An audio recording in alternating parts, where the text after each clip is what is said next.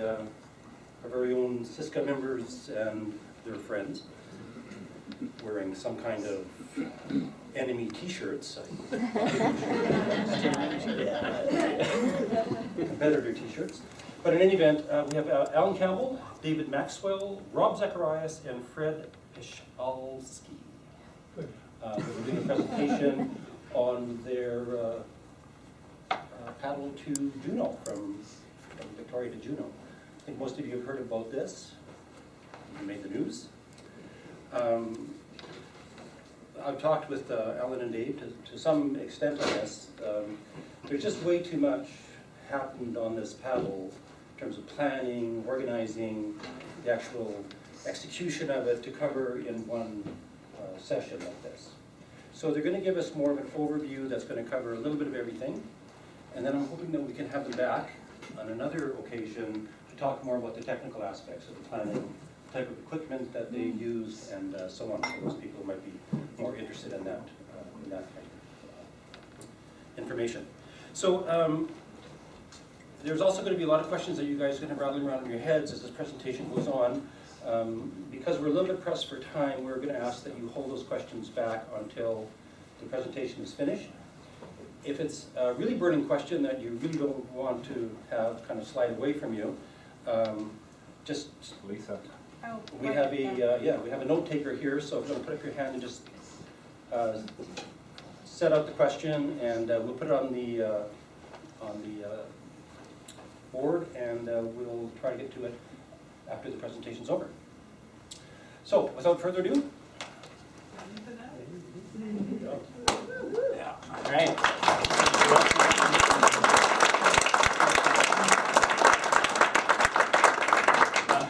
I think you know us, but here we are. I'm Rob Zacharias. I'm not a Siska member as yet. Just a little bit of overview. The four of us, at least three of us, have been paddling together for 20 years, 25 years, something like that. We have we've had various names over the years. We're currently called the Catfish Kayak Group after a radio handle of one of our members who has a sailboat named Catfish. And in the bad old days, before we had a lot of safety gear, we thought we were being pretty innovative by having one radio, which we took with us for the first time. Up until then, we didn't have anything. And so we've been doing remote trips somewhere for anywhere from 7 days to 3 weeks every year as a group for 25 years. I think Fred is the only person who's actually been on every one of those trips. David might have missed 1 or 2. I think I've missed 3. And Alan's only been doing it for like 10, 15 years. No, but he started years ago, and then we didn't see him for 5 or 6 years. And he came back. So I'll shut up because we've got a lot to say. We do. So we've just introduced ourselves, but we're going to start the presentation with David because it was sort of my initial idea that got this whole thing going. So what happened, we did a trip to Haida Gwaii, which was quite lengthy, and on that trip the notion of a longer trip really appealed to me. So I suggested to the group, why don't we go from Port Hardy to Prince Rupert? And then another member said, well, you know, Alaska is kind of interesting. Why don't we do Prince Rupert to Alaska? And then we started to think about how to do this. And the logistics really got in the way. Like, you get to Port Hardy, you got to drive a day. You got to park your car somewhere. If we're going to go from there to Prince Rupert, it's expensive to park your car, so you have to have a lot. If we drive all the way to Prince Rupert, you know, you got all those times of driving, and you leave your car there, and most of us only have 1 car per family, so that didn't work out very well. Then Alan started to look, and he found this guy Dwyer on the internet, started to read his books, and he paddles from Bellingham to Juneau. So we said, why don't we go from Bellingham to Juneau? And that's how it got started. And then once that notion took off, Alan is a prodigious organizer. And he started to put the whole trip together. And he produced this, which is 2 sheets of every possible campsite we were going to stay in, and the days we were going to have off for bad weather. He produced all that stuff. He did most of the work. He made the trip happen. He then also put all the GPS locations for every one of those bloody campsites. Some of which did not actually exist. Yeah. Then he got these little maps together like this that went on for pages and pages. Then he made bigger copies of those that we laminated and took with us anyway. So it was really Alan that should take the lion's share of this. I just had this sort of silly notion. And so that's how it got started. And so by the time, we're going to kind of zip through this presentation quickly to allow for questions and get out of here by 9:15. So by the end of tonight, we hope you're going to hear what we did right on this trip, what the challenges were, and who could do a trip like this. The other aspect of this trip that appealed to all of us was the thought that we were going to be paddling through traditional territories of the First Nations around here. And they paddle these waters without Gore-Tex and without fiberglass. No GPS. No GPS, none of that stuff. So that's the end of my part. Thanks, David. So we've got a few slides here. If you haven't had a chance to take a look at this one, we might throw it up afterward. I just want to say a couple things about it. You know, nautical miles, a little bit different than other measures, but over 1,000 miles, 76 days, 60 of which were paddling days, 50 nights camping, so you can imagine most of it in the rain.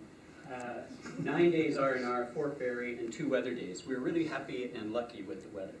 But that's kind of the trip in a nutshell, and you see the trajectory from that red dot, which is Victoria, to the other one, Juneau. And this is where I get to mention that our coastline here, the one we share with the US and Alaska, is really quite unique. All that yellow, this is from Google Earth, is coastline.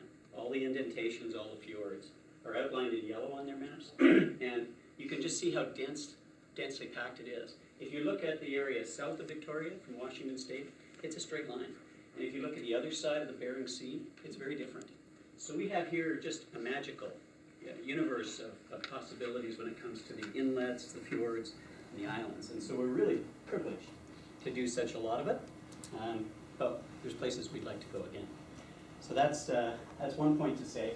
The reason I'm talking now is I did do, and we're glad we did this, but we kind of underestimated the impact of it. Set up a website for our group and that it described the trip, and it gave people a chance to go to our, the details that we laid on there that David mentioned in our planning, a Facebook page that was written off my wife's page because I don't do Facebook. But anyway, people actually, we were amazed at how many people do Facebook. Maybe we'll change our ways. And we were able to put photos up to that, and then people were able to talk to us. And that was terrific. It was something we really hadn't anticipated, but made the trip an interactive trip, and it was really a pleasure. So that was really enjoyable. And this is the time of the year when most of us start thinking about getting out on the water, but here in Victoria there are a few guys who have taken that idea to the extreme. And this morning they embarked on a kayak tour that is only for the young at heart. Mike Walker reports. As you watch the paddling fanatics load their boats, it's clear they're set for a long journey on the water. You always find things at the last minute you can't live without, and then you gotta try and fit it in. Over the next 3 months, the trio of retirees will attempt a trip spanning more than 1,300 kilometers. The youngster is Rob Zacharias. He just turned 60. David might be the oldest at 67, 68. I'm 65. We're going to paddle from Willows Beach here in Victoria to Juneau, Alaska. And when you have just you and your boat along for the ride, every inch of storage space is valuable. Each time you pack it, it's like a puzzle, like a jigsaw puzzle. And you kind of know where different pieces go, but it always somehow ends up a little bit different. We make sure that things are stuffed up here that we're probably not going to need right away, and then that we can pull on them and bring out what we need behind them. You can't leave on such an auspicious trip without your very own cinnamon bun. While these men are prepared for the physical challenge their journey demands, the intangibles remain a big concern. The weather, of course, and for us, the weather, it's about the wind. We don't mind the rain, we're geared for rain, but the wind, if it's too high, you really shouldn't be on the water, so we know about that. It's a good thing that comes with age. You become a little bit more sensible about things like that, so we won't be taking unnecessary chances. We're pretty much connected. The technology these days is a lot better than it was even 10 years ago. People can look at our website and find out where we are, including our wives, and they can actually connect with us by satellite. So that's a comfort as well. But for those left on shore, there is little worry. Rather, the satisfaction of watching their husbands paddle off on the trip of a lifetime. I think they're gonna have a fantastic job and probably end up doing more work than if they were staying home. They're gonna have more opportunities to have girls' nights. Our 10 seconds of fame. With friends by their side, they take the first few strokes on the way to Alaska, determined to share their love for the water with anyone who watches them pass by. You don't have to have a huge, long journey, although it's pretty special to do this, no question. But you just have to go out for a night over here at Discovery Island, and you're gonna, like, the world has just disappears for you. It's wonderful up there. So that was our 10 seconds of fame at the beginning, and we had friends there to see us off. I'm just gonna click through these guys. Yeah. That one I'll just throw in, that resulted in the most serious injury we had on the entire trip, which is actually pretty good, but I didn't realize we were gonna have this media frenzy. I thought I was getting there in plenty of time, being an hour early, but I didn't take into consideration people who wanted to wire me up with mics and video and everything, so I was frantically jamming stuff in my boat, and I popped something in my wrist, shoving it in. It took about a week to get over it. So I started with a bad wrist, and that was actually the worst thing that happened to any of us physically. We call it his media injury. Or of David's packing, Fred's interviewing. And some of you will see your silhouettes there, perhaps. This is the paparazzi. Stand by. Here we are. We look pretty confident, eh? Yeah, do. Off we go. Over to you, Fred.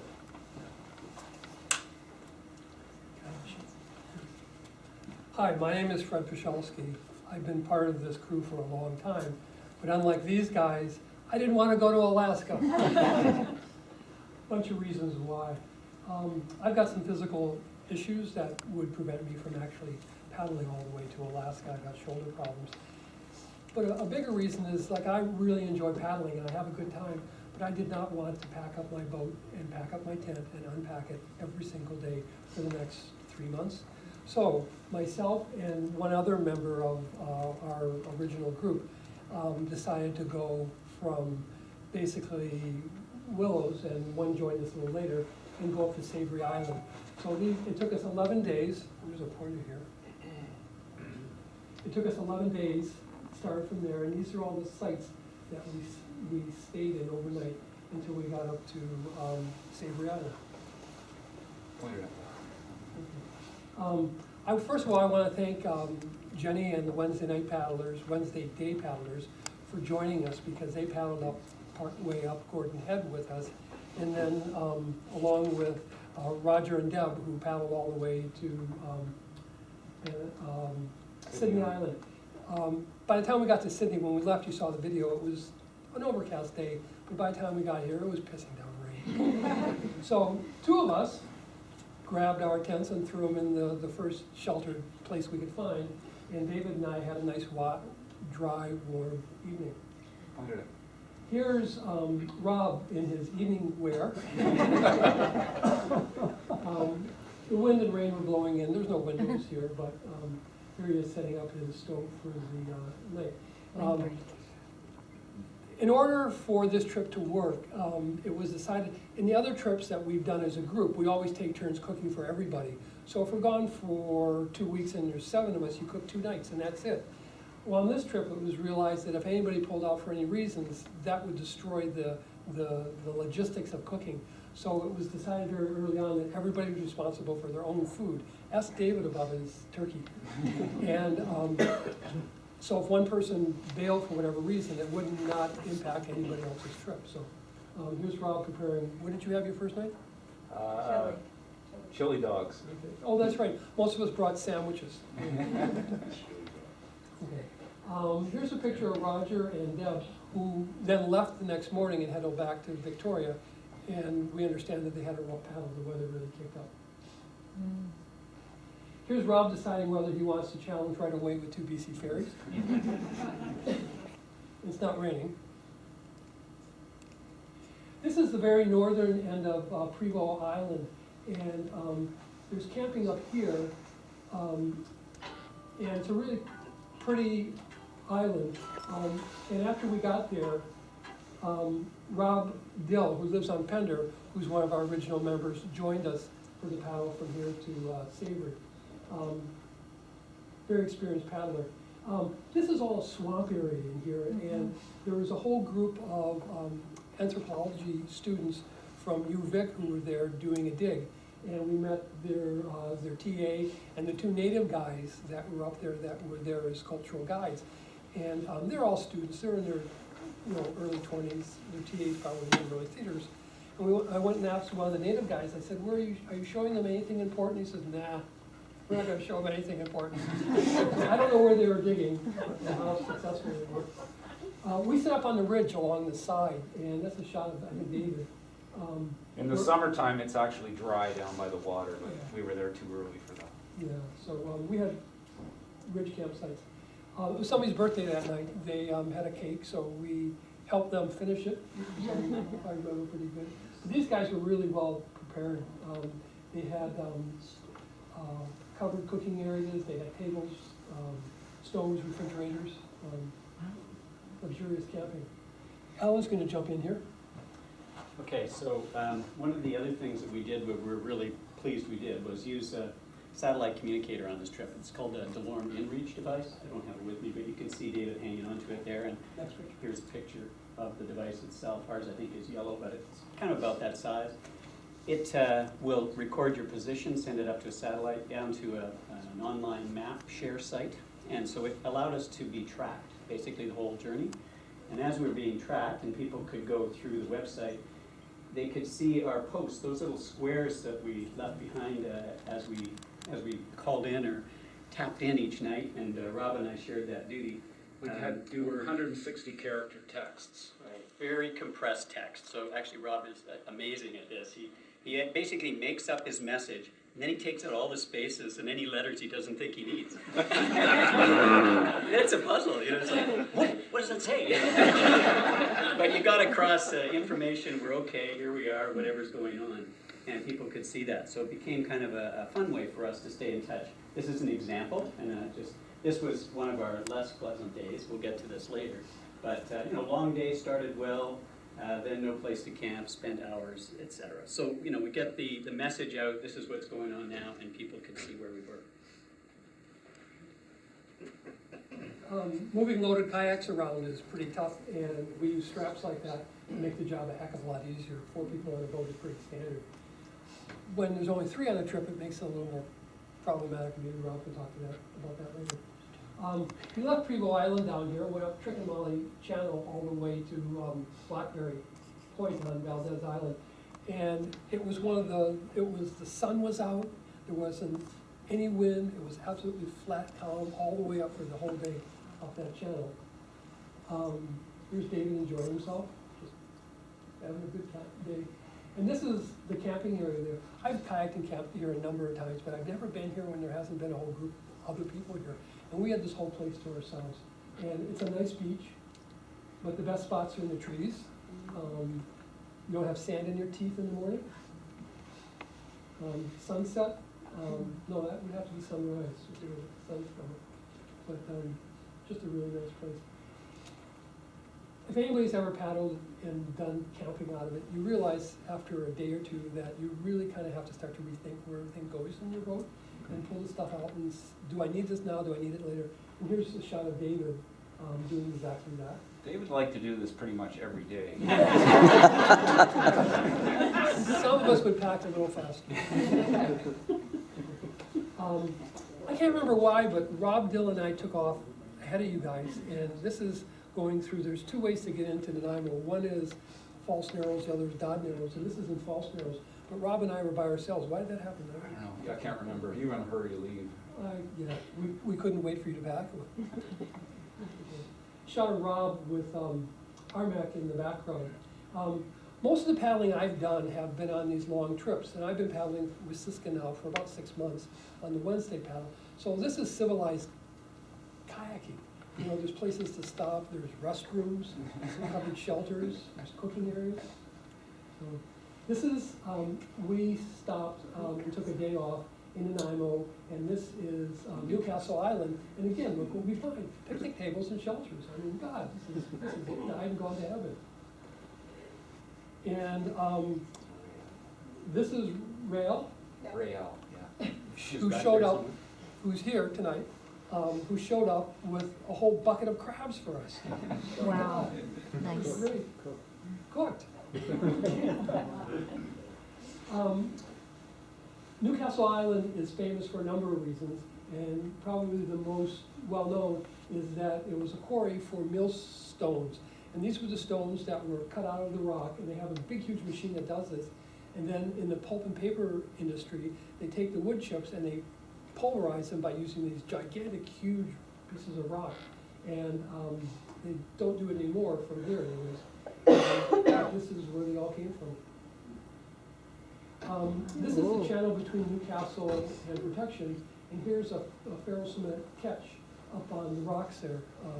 I have been told it's been removed, but it was quite an eyesore. I'm sure there's a really interesting story that goes on with this. Again, roughing it. This is the Diggy Dock Pub and Restaurant, and here are 5 guys just enjoying the hell out of themselves.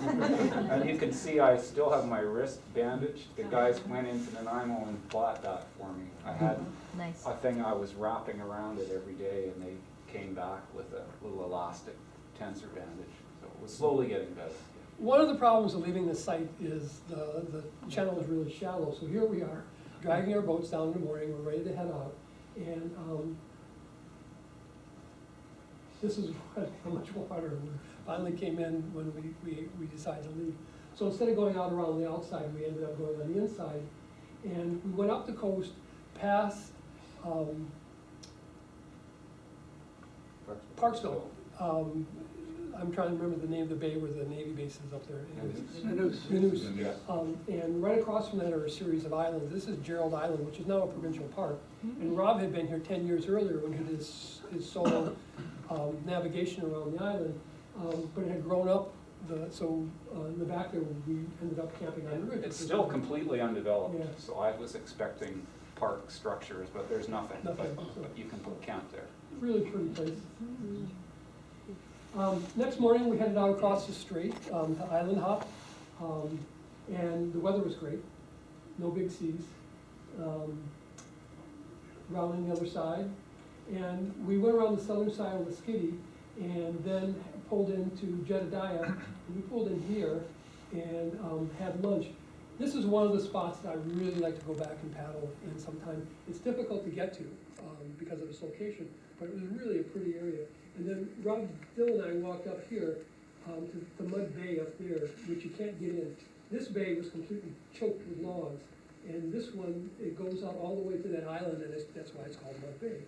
And it's the homestead of a woman who ended up donating the land. And again, it's a park, and it's spectacular. It's really quite neat. All in the boat in the morning out. So we went up this side of Texana Island, and we stopped at a couple of places along the way. It was a 2-day paddle. This was a kind of an interesting spot because it had a freshwater creek there. And there was somebody's house that had set up there, and then a cabin up the hill further, which was in shot. But while we were there, somebody showed up in a boat, anchored it literally to the rock out in front, and then walked up to the cabin to make sure that we didn't break in. So somebody was looking after us, I guess. After a long day like this, Ellen really feels deflated. But that's nothing compared to David, who had a complete break with reality. And he thought he was a French mime, a street mime, living in Paris. But after a good night's sleep, both of them were feeling much better. The face that Alan and I grew to know and love pretty much looked like that every morning. This was a cabin that was up the hill from there, and it was filled with old Playboys and other replicas of things from the 60s. And I'm sure there's an interesting story connected with that, but we don't know what it is. So we're paddling up the west side of Texana Island. Texana is the longest of all of the Gulf Islands, and it's also the most industrialized. There's 2 huge quarries on the island that are still active. This is Shelter Bay, which again, here's a park. There were showers here, and we spent the night. Really nice thing. That's looking west towards Vancouver Island. and sun starting to set. So we go up and round the end of Texada, and it was a real slug across Malaspina straight into Powell River. And there's a camp right in downtown Powell River, which we had made reservations and just pulled up, and again, we had a wait for the tide. Snickers bars in Allen. Do you have any with you? I think I saw some over here. Alan would reward David and I for a good, if he thought we had a good day, he'd give us a Snickers bar. I think he had a suitcase full of Snickers bars.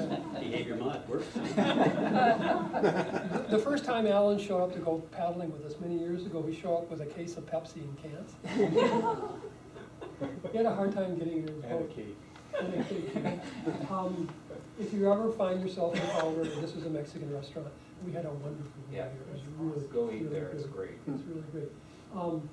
Rob Dill, who you've seen a couple of pictures of, his daughter and her husband and children live in Powell River, and that's the reason we went there. When the trip was originally planned, there was no detour over to Powell River, but Rob talked the guys into heading over there so that we could stay on Sabre Island. So these two guys are, did they come down from? They were coming down from Alaska. They're about a third the age that we were, so we had to give them a hand getting off.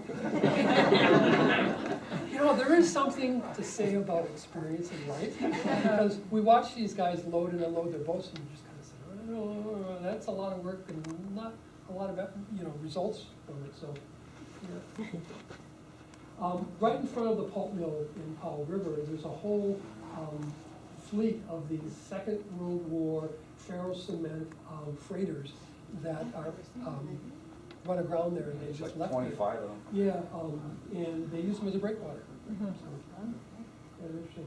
So this is Savory Island. It's interesting for a number of reasons. One, it's the only one of the Gulf Islands that runs east and west. All the other Gulf Islands run north and south. And this was created during the last glaciation when the big glaciers came down here and literally just scoured, pushed into the floor, the seabed, and pushed sand and rock up. People live on this island on both of their wings, but in the center, it's pretty empty, and they want to keep it that way. There's only a few cars on the island. There's none of the roads are paved. Everything's sand on the island, and lots of cottages on both ends. Because of the way the island slopes out into the strait, the run out, we waited 2 hours. 2 or 3. Yeah, hours, because it was at least a kilometer, At least, if maybe not two, from when we stopped to where we were gonna camp on, and we came up with all kinds of ways, whipping David to kill him.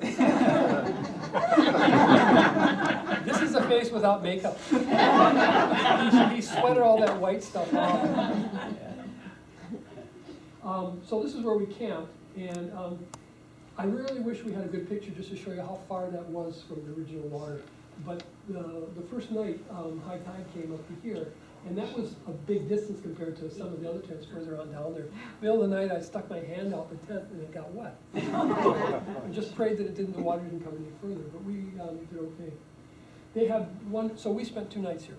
So they have wonderful beaches here. It's just a really pretty island. I really enjoyed our stay there. This is the house that Megan and, what's her husband's name? Ryan. Have. It's on the market. They're selling it, if anybody's interested.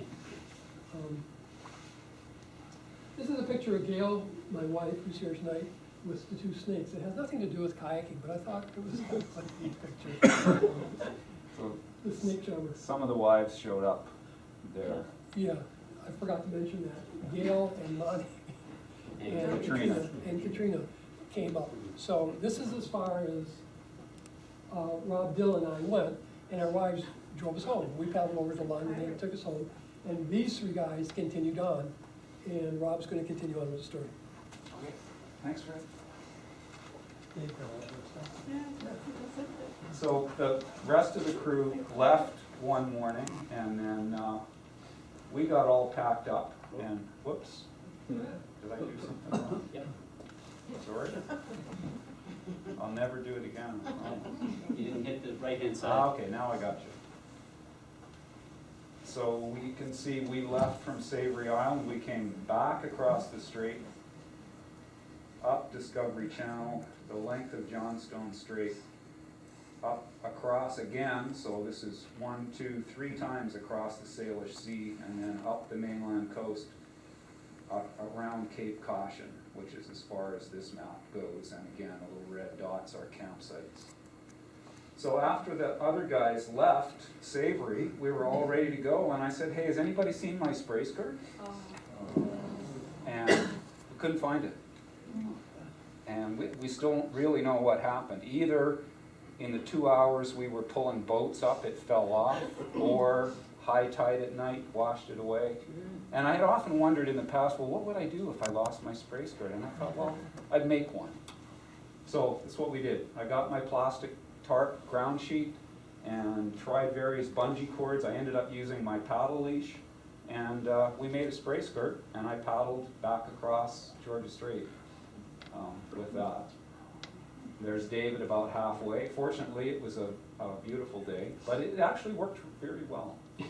So, and there I am. It worked at it. Very stylish looking. This is Saratoga Beach, which is about halfway between Courtney and Campbell River, and the woman Linda on the left is my cousin and her husband, and their house is right back here. And we washed up on their beach. They knew we were coming approximately when.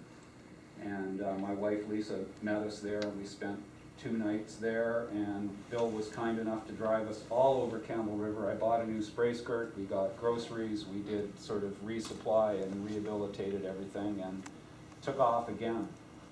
And for me, this was really the start of the adventure. Up until then, it was kind of like the catfish groups that we'd done for years and years, only more civilized.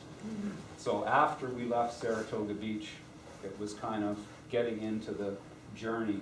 This is Discovery Passage, which is famous for the blowing up of Ripple Rock, and apparently Captain Vancouver described this as one of the vilest stretches of water in the world before they blew up the rock. And this is all blast rock. This is Maud Island, and they tunneled from the top of this mountain down into the middle of that strait, put huge amounts of explosives underneath these twin peaks and blew them all to hell. There's lots of stuff on the internet if you want to have a look. It's interesting, but it's kind of a fascinating place. And that blast rock has been there forever, and nothing seems to grow on it. So this is the top of Discovery Passage. Coming around the corner to the left, we're going into Johnstone Strait. You can see the beach. Camping was horrible. We ended up, the best thing we could find was inside that cabin. No windows, no doors, no stairs, really crappy looking thing, but Lots of mold. lots of mold. There's David making himself at home. Alan's bailing out the window. We put the tents up inside because we really didn't know if there were going to be rats or leaks or what, but it was either that or on rock or in a swamp. There was nothing else. So that was sort of a low point for me. I was really not happy about staying in that place, but it worked out. That's when we began to have an inkling that all those campsites I'd made notes of might not work Might out. not be that good. And we took off the next day. We only made 6 nautical miles that day. And Alan and David showing Alan's little itinerary before, which was really good. He had built-in weather days. But what you have to realize on a journey like this, you plan all that out, and we're looking at between 15 and 25 nautical miles a day, and you've got built-in extra days. If you only make 6, and you were supposed to make 22, then that other part gets added on the next day. And that's basically throughout the trip what happened to almost all of our extra days. They got eaten up in pieces. This case, we got stopped by a northerly wind. This is called Little Bear Bay, and guess what? There's a little bear. Okay. And there was an older couple there who saw us and said, hey, you guys are the ones on TV. And David, you were going to say something about this? This was one of the trip themes, David's laundry. Well, I did the trip, they had dry suits, I did the whole trip in a wetsuit. And so, you know, the days were warm, you sweat, I was always having to string up a line to dry my stuff, so in a lot of the pictures you'll see my clotheslines up there. Or I'd have to go to the end of the beach, try and get some sun to dry my stuff, because for those of you who are wetsuit paddlers, there's nothing worse in the morning than that wetsuit. And this is probably the worst picture that I took on the whole trip, but I left it there just to prove we did see some whales. That is a humpback. And that's what it's supposed to look like. We didn't take that picture. We did actually see humpbacks breach, just about as spectacular as that several times. And big Nice. bull orcas, but we could not get pictures of them. I don't know how, other than blind luck, people get shots like that, because we just could not get anything. So we're heading up Johnstone Strait, which I was pushing and pushing because I've been in there before, and Johnstone Strait is basically a wind tunnel. It's very narrow, and if you're going one way and the wind is going the other, you're done. So we had to get out of there. There's a lot of commercial traffic going up there, massive ships going by all the time. And the weather was basically mostly like that, which is good. Generally, if it's a cloudy, drizzly kind of day, you're getting southerly winds, which is what we wanted. The nice sunny days tend to bring northerlies. If we had northerlies, we were going to be stuck. So we were just heading up, looking for campsites. We ran into some guys in the middle of nowhere that had spent 2 days on ATVs getting there, and they said, "Oh, we saw you on TV." They'd pretty much taken over the only campsite, and they said, "Well, why don't you go to Kelsey Bay?" So we did, and we met this guy named Dan Fear, who built that house, and said we could camp in his campsite, charged $20 for all 3 of us. And I said, "Gee, there's no place to put up a tarp." And so he brought his backhoe over, tied a rope to it, one end to another power pole, and set us up. They drove us into the restaurant in Kelsey Bay, which stayed open a little bit late. They then drove us back from the restaurant to the campsite after feeding us. It was amazing. They were just wonderful people, and it's a great place. And then he also gave us, that's us leaving in the morning off of his boat ramp. I'll just throw in, my built keeps showing up. I did build that. It's a company called Waters Dancing out of Edmonton. And I can talk more about it to other people later if you're interested, but Beautiful boat. shouldn't probably dwell on it. It was great. I loved it. It was really good. And off we go, back up Johnstone Strait, trying to take advantage of our favorable winds. Other than that first day where the northerly stopped us, we were pretty lucky. We went up there into a place called Naka Creek, which Dan from Kelsey Bay had recommended. Lovely campsite if you're up in that area. Somebody had built a little lounge chair with a chainsaw. It's an old forestry campsite. You can see the tables, and there used to be a caretaker. The guy still lives there, but apparently he doesn't operate it anymore. We nicknamed him Grumpy Ed. He did sell us some firewood, and we met his dog, and we had a good time. It's a good small stone beach, and we're off again the next day. And this one takes us to Red Point on Harbledown Island. So we've come back across Johnstone Strait, and we managed to get out with southerly winds. There's looking back in the strait, and just a couple of days after we left, they had 65 knot northerlies, and it was completely shut down to all shipping, even the freighters. They wouldn't let the big guys go through. So we just kind of squeaked out of there in time. It's just looking up the strait. Mist. We're coming into the Broughtons on the mainland side, and this is called on the Red Point.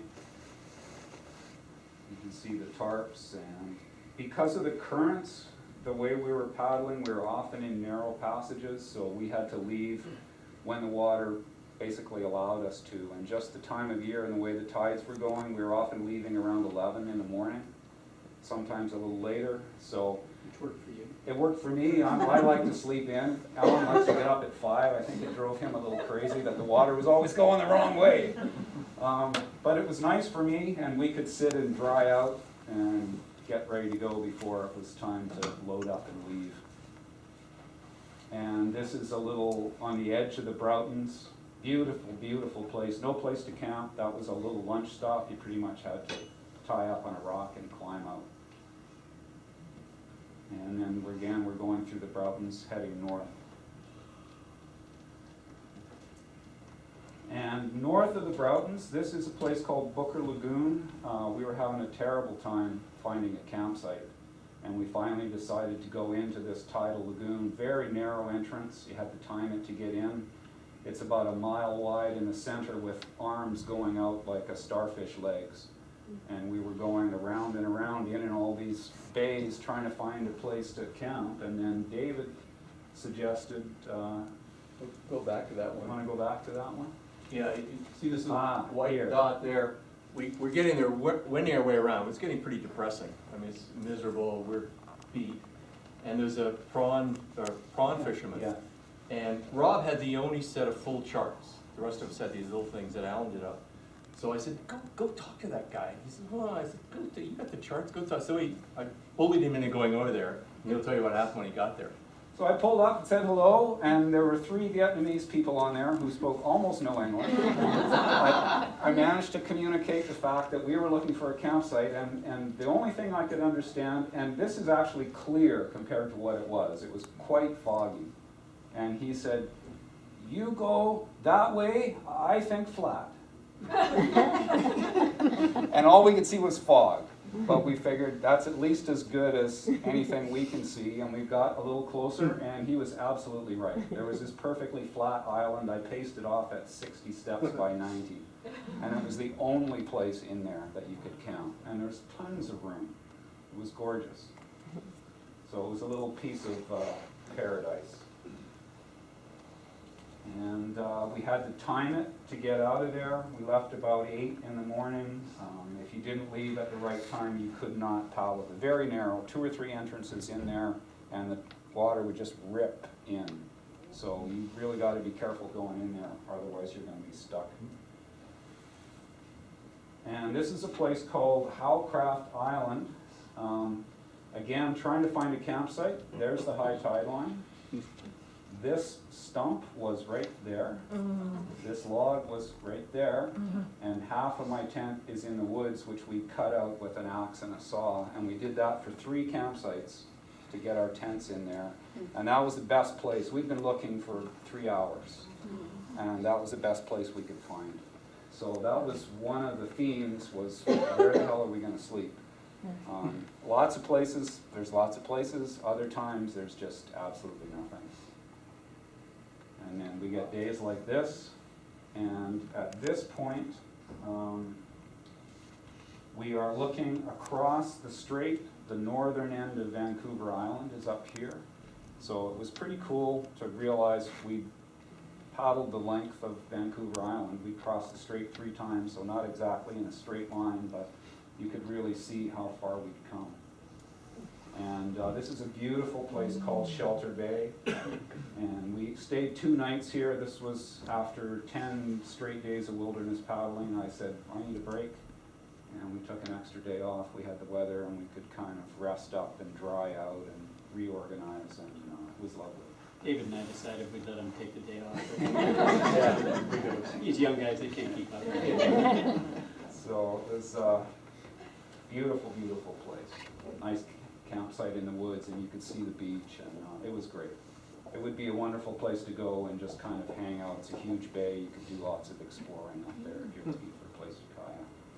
There's the campsite. Just hanging out on the beach for the first time in a while, reading some books and taking it easy. Alan's kicking back.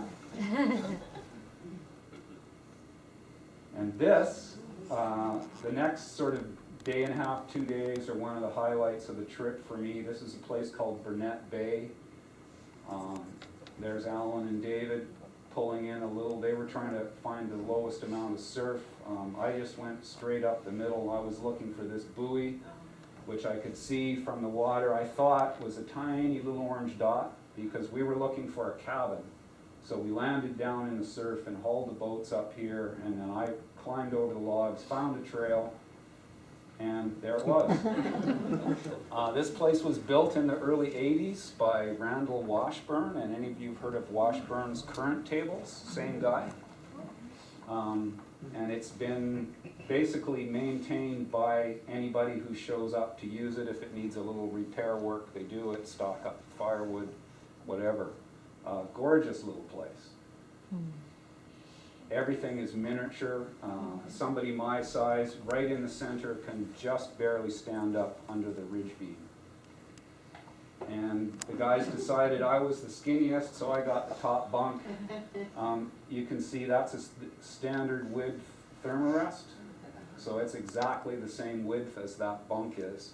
And when I'm lying on my back, my nose is 2 inches from the roof.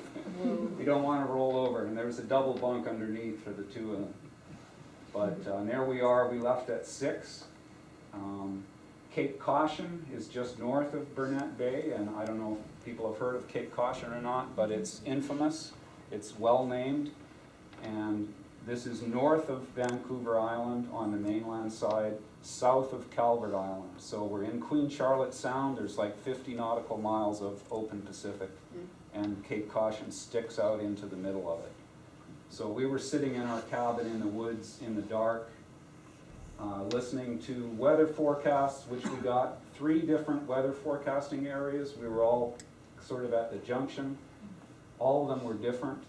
All of them said there were gale force winds, and we had to try and figure out what to do. And we ended up going out there and hitting 12 to 15 foot seas, but light winds, so it worked out okay. But this stretch I just really loved. It was probably one of the most remote places, gorgeous beach, the waves, it was really good.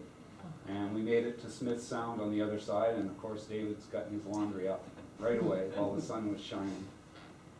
This is called Red Sand Beach, beautiful creek coming out, cutting through there. There are otters swimming out there, feeding and diving, beautiful place. So that was a great place to stop. This is our water filtration system.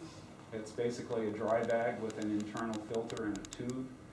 And we had little red bags, which were our clean water bags, and we'd fill up our big black ones in the creek and just dump this in and hang it on a tree, and drinking water drips out. So we use that the whole time. See David in the back there still working. Yeah, on. David's down there doing his laundry at the other end of the beach. That was the sunniest place.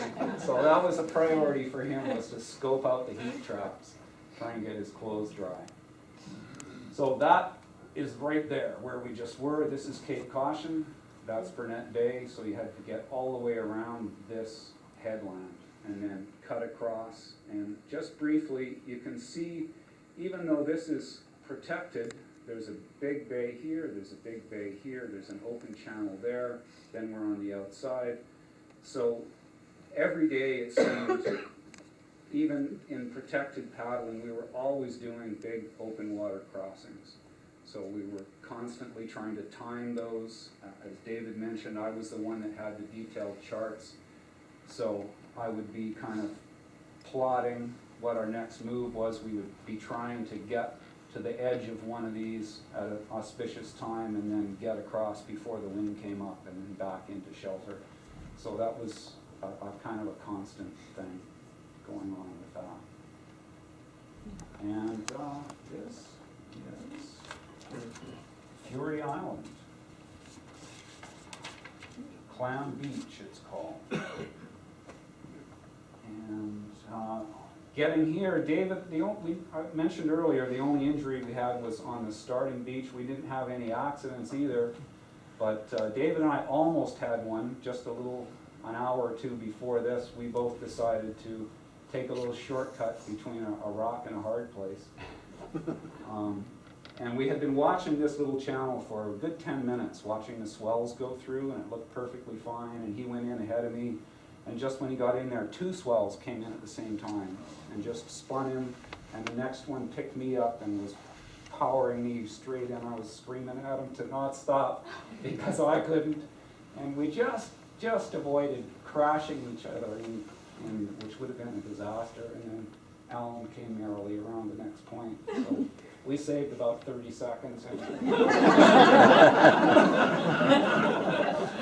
Not the best choice we did, but on a trip like this, you make a lot of choices. You're making choices all the time, every day, and once in a while you don't quite make the perfect one. So that kind of became a little bit of a joke. Somebody would do something and we'd say, oh, you chose wisely.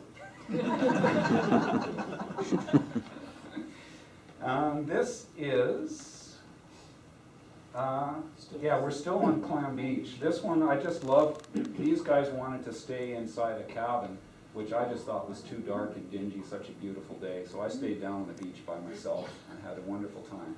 They had to haul their stuff all the way in there. Alan said, we don't have to set up your tent. And I didn't have to carry anything. So off we go again.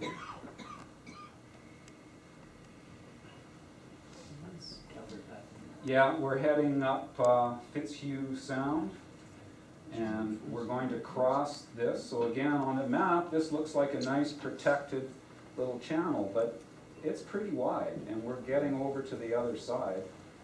We ended up paddling 20 nautical miles into a headwind the entire time. We had been hoping to make a left turn and go on the outside of some other islands. We turned west. We had a west wind in our teeth that was stronger than the north wind going up the channel. And this is the only time I've ever been kayaking where I had strong winds in my face from all 4 cardinal points in the same day. It didn't matter what we did, we got wind in our face. But it was beautiful. We ended up at a place called Kelpie Point, saw some whales along the way. And Now that crossing there was a really sort of a pivotal point for me on this trip. Because up until then, Rob referred to all those crossings we had to do across the bays and stuff. Well, there's 3 of us, right? So I'm a little slower paddler than they are. He says he's slower. I'm a little slower. I actually track it for every 9 of their strokes, I only do 8 or something. So they're pulling it a little bit ahead of me. So they'd be kind of ahead of me and I'd be back a little bit. And you know how you start to feel like, gee, this is like when I was a kid, and they're leaving me behind, what they wait for. They're very good about waiting when they stop, but it's kind of getting to me. I was hurting a bit. It was a long stretch. And this was a miserable day. And for the last stretch, I really tried to keep up, so I pushed myself really hard. And then the next day, I really paid for that. And I started to get really discouraged, and I actually thought about quitting in Shearwater. I thought, I've had it. What am I doing this for? They talk about that sort of stuff when you're on a trip and you just sort of doubt yourself. Well, that's what I went through, and it's really very, you read about it, you think, oh, gee, that wouldn't happen to me, but it was happening to me. And so it was a turning point. I didn't quit in Shearwater, but I came real close, real close. And we're just leaving, going from there. Beautiful, beautiful country. This is a beautiful spot. This is the Serpent Group. If you ever get a chance to go up there. This is the Hakai. This is into Hakai Recreational Area, and our catfish group actually camped at this place a number of years ago, and we just pulled in there and stopped for lunch, but it's absolutely gorgeous. It's very nice. And that's me arriving. I finished lunch already. Yeah. I got out of my boat and have walked around and taking pictures. Alan's getting his spray skirt off, and David's still coming in. But he got faster and faster. By the end of the trip, he was bombing along ahead of us. This is a place called Swordfish Bay, and we're about 20 miles from the little town of Shearwater. We went past a lot of rock and stuff that day, and having real charts is really useful for finding campsites. You can pick out little sheltered sandy bays and gravel bars and stuff, and I had seen this on the chart. It's not right 100% of the time, but it turned out that this one I got right, and we were really happy to get in there. Beautiful spot. And we tried to time it. You can see which way the wind blows here. And a lot of what we're paddling past is just this. So those nice little spots like Swordfish Bay are few and far between, and you really have to either know something or really be able to look at a chart and pick out spots possible places where you might be able to get in. We struggled a lot of times to find places where 3 of us could sleep. There's an eagle just taking off. And again, that's a lot of what we were looking at, paddling all day along that stuff is not too good camping. And here we are in Shearwater. This is the Harbor Masters building. It's a wonderful little town. It I think, got started during the Second World War, and the reason it's still there is they've used some of the buildings from there, and it's a very well-equipped ship repair place. So if you're a commercial fisherman, you can go into Shearwater instead of Prince Rupert or Vancouver or Nanaimo and get your engine rebuilt or whatever you want. It's up near Bella Bella. And there's the 3 of us. We ate a lot of food in the one local restaurant. One of the highlights from the trip, like I said before, is the really remote beaches in Burnett Bay. The other thing I think of is the captain's plate breakfast. 3 eggs, 3 sausages, 3 pieces of bacon, a gigantic pancake, fruit, No problem. hash browns. Just powered through those, and we'd eat that in like 5 minutes. I lost 15 pounds on this trip. I've gained it back, so I was 15 less than I am now. And we're talking about ship repair. We met a couple of people in the laundromat. They were running all night on their fish boat for Prince Rupert. Guy fell asleep, ran into a rock. They were sinking, the Coast Guard saved them. And were you going to say something here, Alan? This is the little ferry boat to Bella Bella. We went over there to resupply. We stayed in 2 nights, so there's 1 hotel in Shearwater. We had reservations there, which Alan had made in advance. The hotel owner's name is Dee Dee. She makes Dee-Delicious cookies, which she'd been tracking us on the website and had a little bag of cookies for each of us. We bought more of her cookies in the local little store. It's very small. They had a little more provision over in Bella Bella, although their store had burned down and they were using the church hall with all their stuff on shelves. So we could resupply there. Just quickly, these guys had packages mailed to them in various places along the trip, Shearwater included. I didn't do any of that. I just carried everything I needed and resupplied in small amounts whenever we hit a town. I had previously done a 50-day trip on my own, so I knew how far I could go and what I needed to bring and how I could pack it, so I wasn't too worried about that. Alan made sure that he never ran out of Snickers bars. Or batteries. I think he had 1 dry bag full of Snicker bars and another one full of batteries, which was really good. I personally have never paddled with a GPS. I'm used to using my charts and compass. It was great to have those charts. They were absolutely necessary. It was also really good to have a GPS as well. I called him the current hunter. He was always finding the fastest water. So I would just follow him and he'd be reading his GPS constantly to see where we could get the most speed. And again, because 3/4 of this trip was places where none of us had ever been, we had maybe coordinates for possible campsites, and I would get us on the charts to within a mile or so, and then he'd use the GPS and he'd pull us right into those exact coordinates. And then, like I said before, we'd say, "You sure you got this right, Alan?" Because there was nothing. Part of it could have been that somebody found a campsite at a low tide, and the time of year we were there, the tides were high, there was no beaches. So,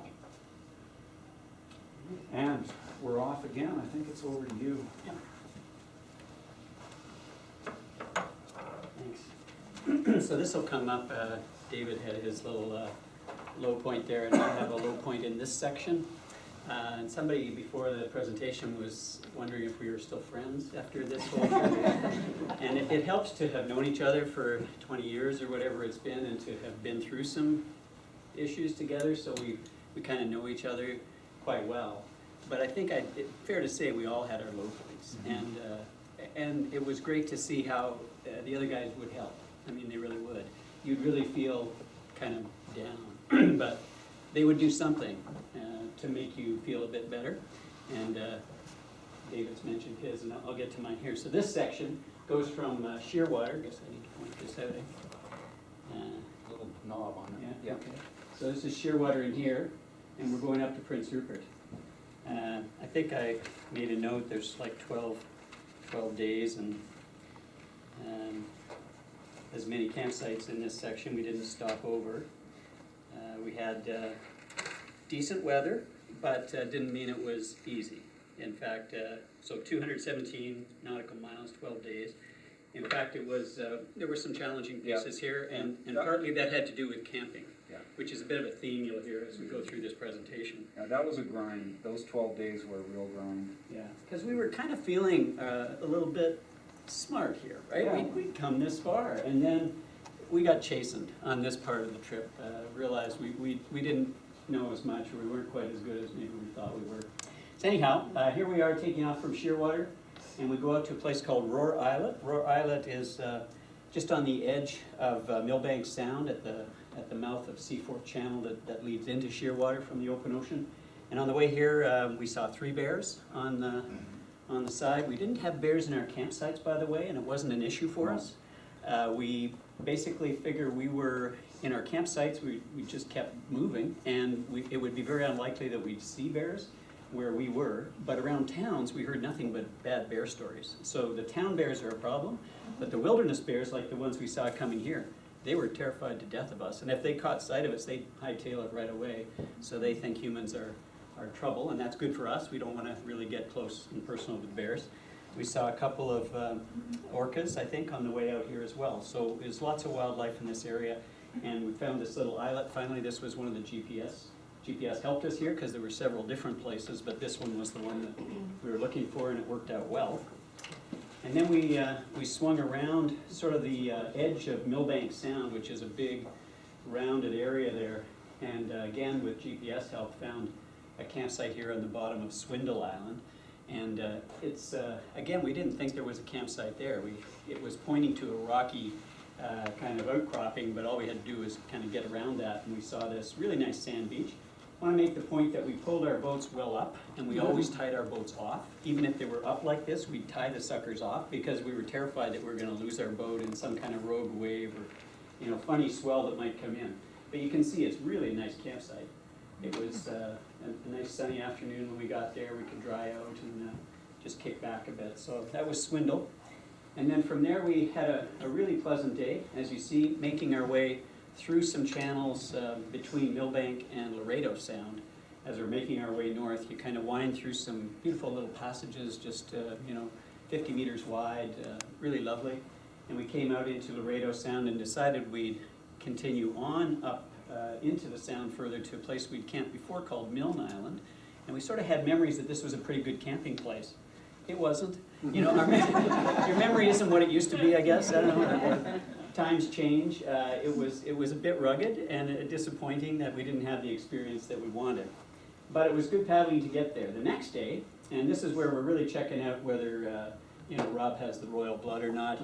This is, funnily enough, it's a hilt that was buried in a log on the beach. So we just thought we'd make a joke of that. But this is on one end of the campsite we went to as we got blown off the water the next day. Making our way up Laredo Channel, the winds came up coming from the north, and we weren't making much headway. I think I remember David saying, are we just going to stay until we are blown off the water, or should we leave now? So we found this spot where we had camped before. It's an old Aboriginal trading longhouse that's in that area, and it's got 2 entrances, one on the south, one on the north. This is the south, I think, and this is from the north, where we actually came in, and really nice camping in the woods. And it was nice day. It was just too windy to be out on the road. So we kind of kicked back past our time, and I think I was feeling a little itchy there. I was kind of anxious to get going, but it was nice to explore. This is the remains of the longhouse. You can see it's just been grown over. Get some sense of the scale there. It was windy. And if you look way out, you may not be able to see it, but there's white caps out in the... So we were talking, well, is that wind against current, which wouldn't really be a problem, or is that just big wind? We're not sure. And so we kind of waited until, I guess it was about 3 o'clock. Yeah, 3 in the afternoon. the next before day. left. So we were there quite a long time waiting, and then the wind did seem to die. But when you know it, we get out in there and it comes back up again. I'll go back to that other picture because this is the end of the story. So the wind came up again and was blowing in our face. And David, the slow paddler, remember that story he told about being slow? So wouldn't you know, David's out in front. We're paddling along. Let's David go around the next corner. How's he doing that, you know? Because what happens is David gets energized by bad water. Does that make any sense? You know, but he gets into it then, you know? So then we were saying, he's not a slow paddler. It's a mental issue he has. Right? He gets bored. If he has something to concentrate on, he can go like the wind, right? We're going around a corner, and I'm the sort of person, if I get thrown about side to side, I get nauseous. I start feeling sick. I've done this before. Guys know that. So I started just losing my energy, feeling sick. And here's David, he's pumped. He's like, I wonder what's around the next corner. You know? The next corner, I don't know if I can go around another corner like that.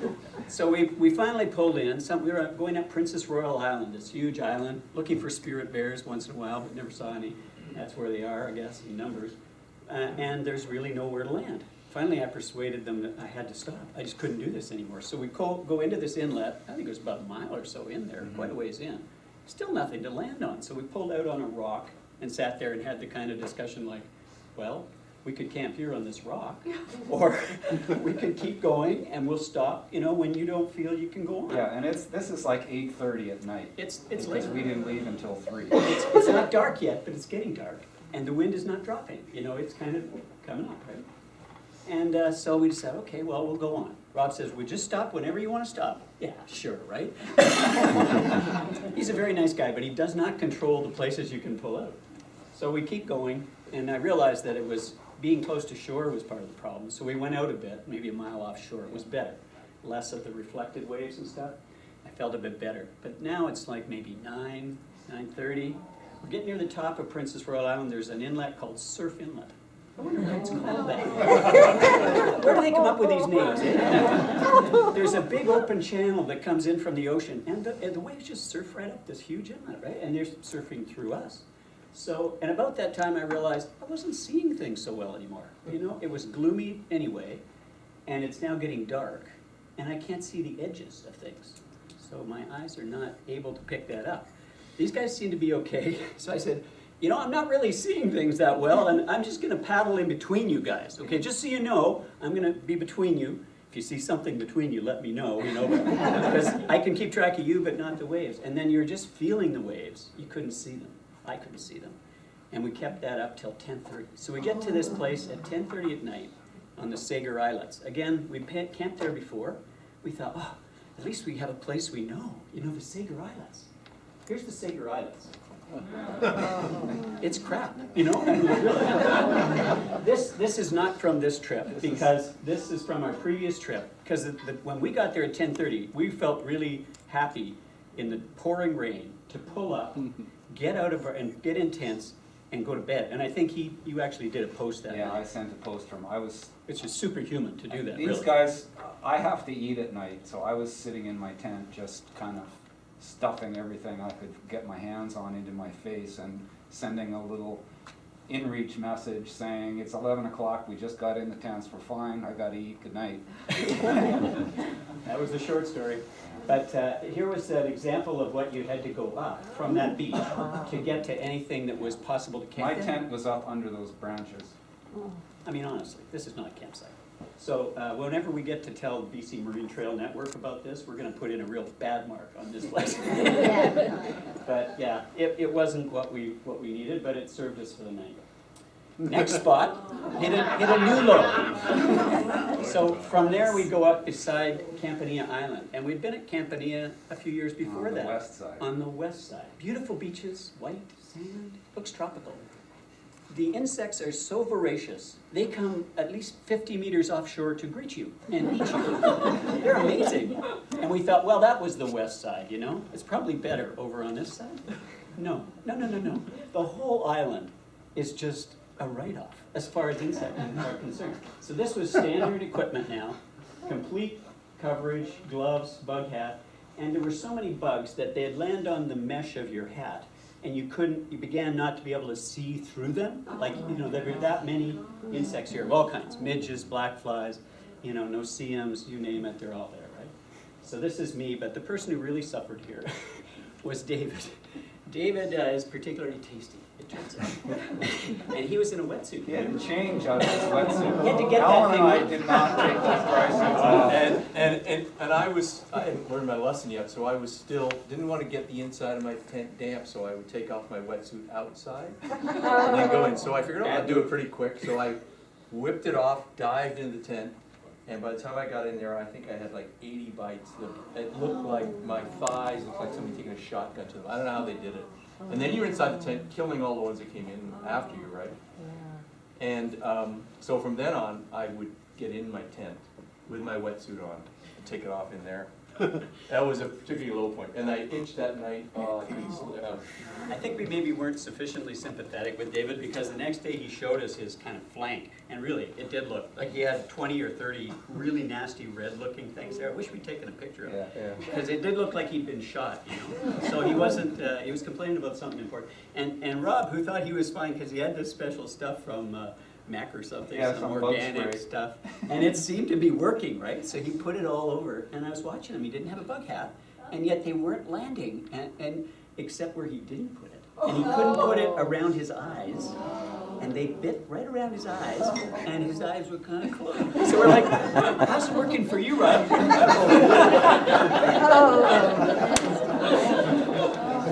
This was quite the place. This is looking out. Now, what Rob wanted to mention is one of his pictures. See these things that look like birds? Those are bugs. Those are bugs.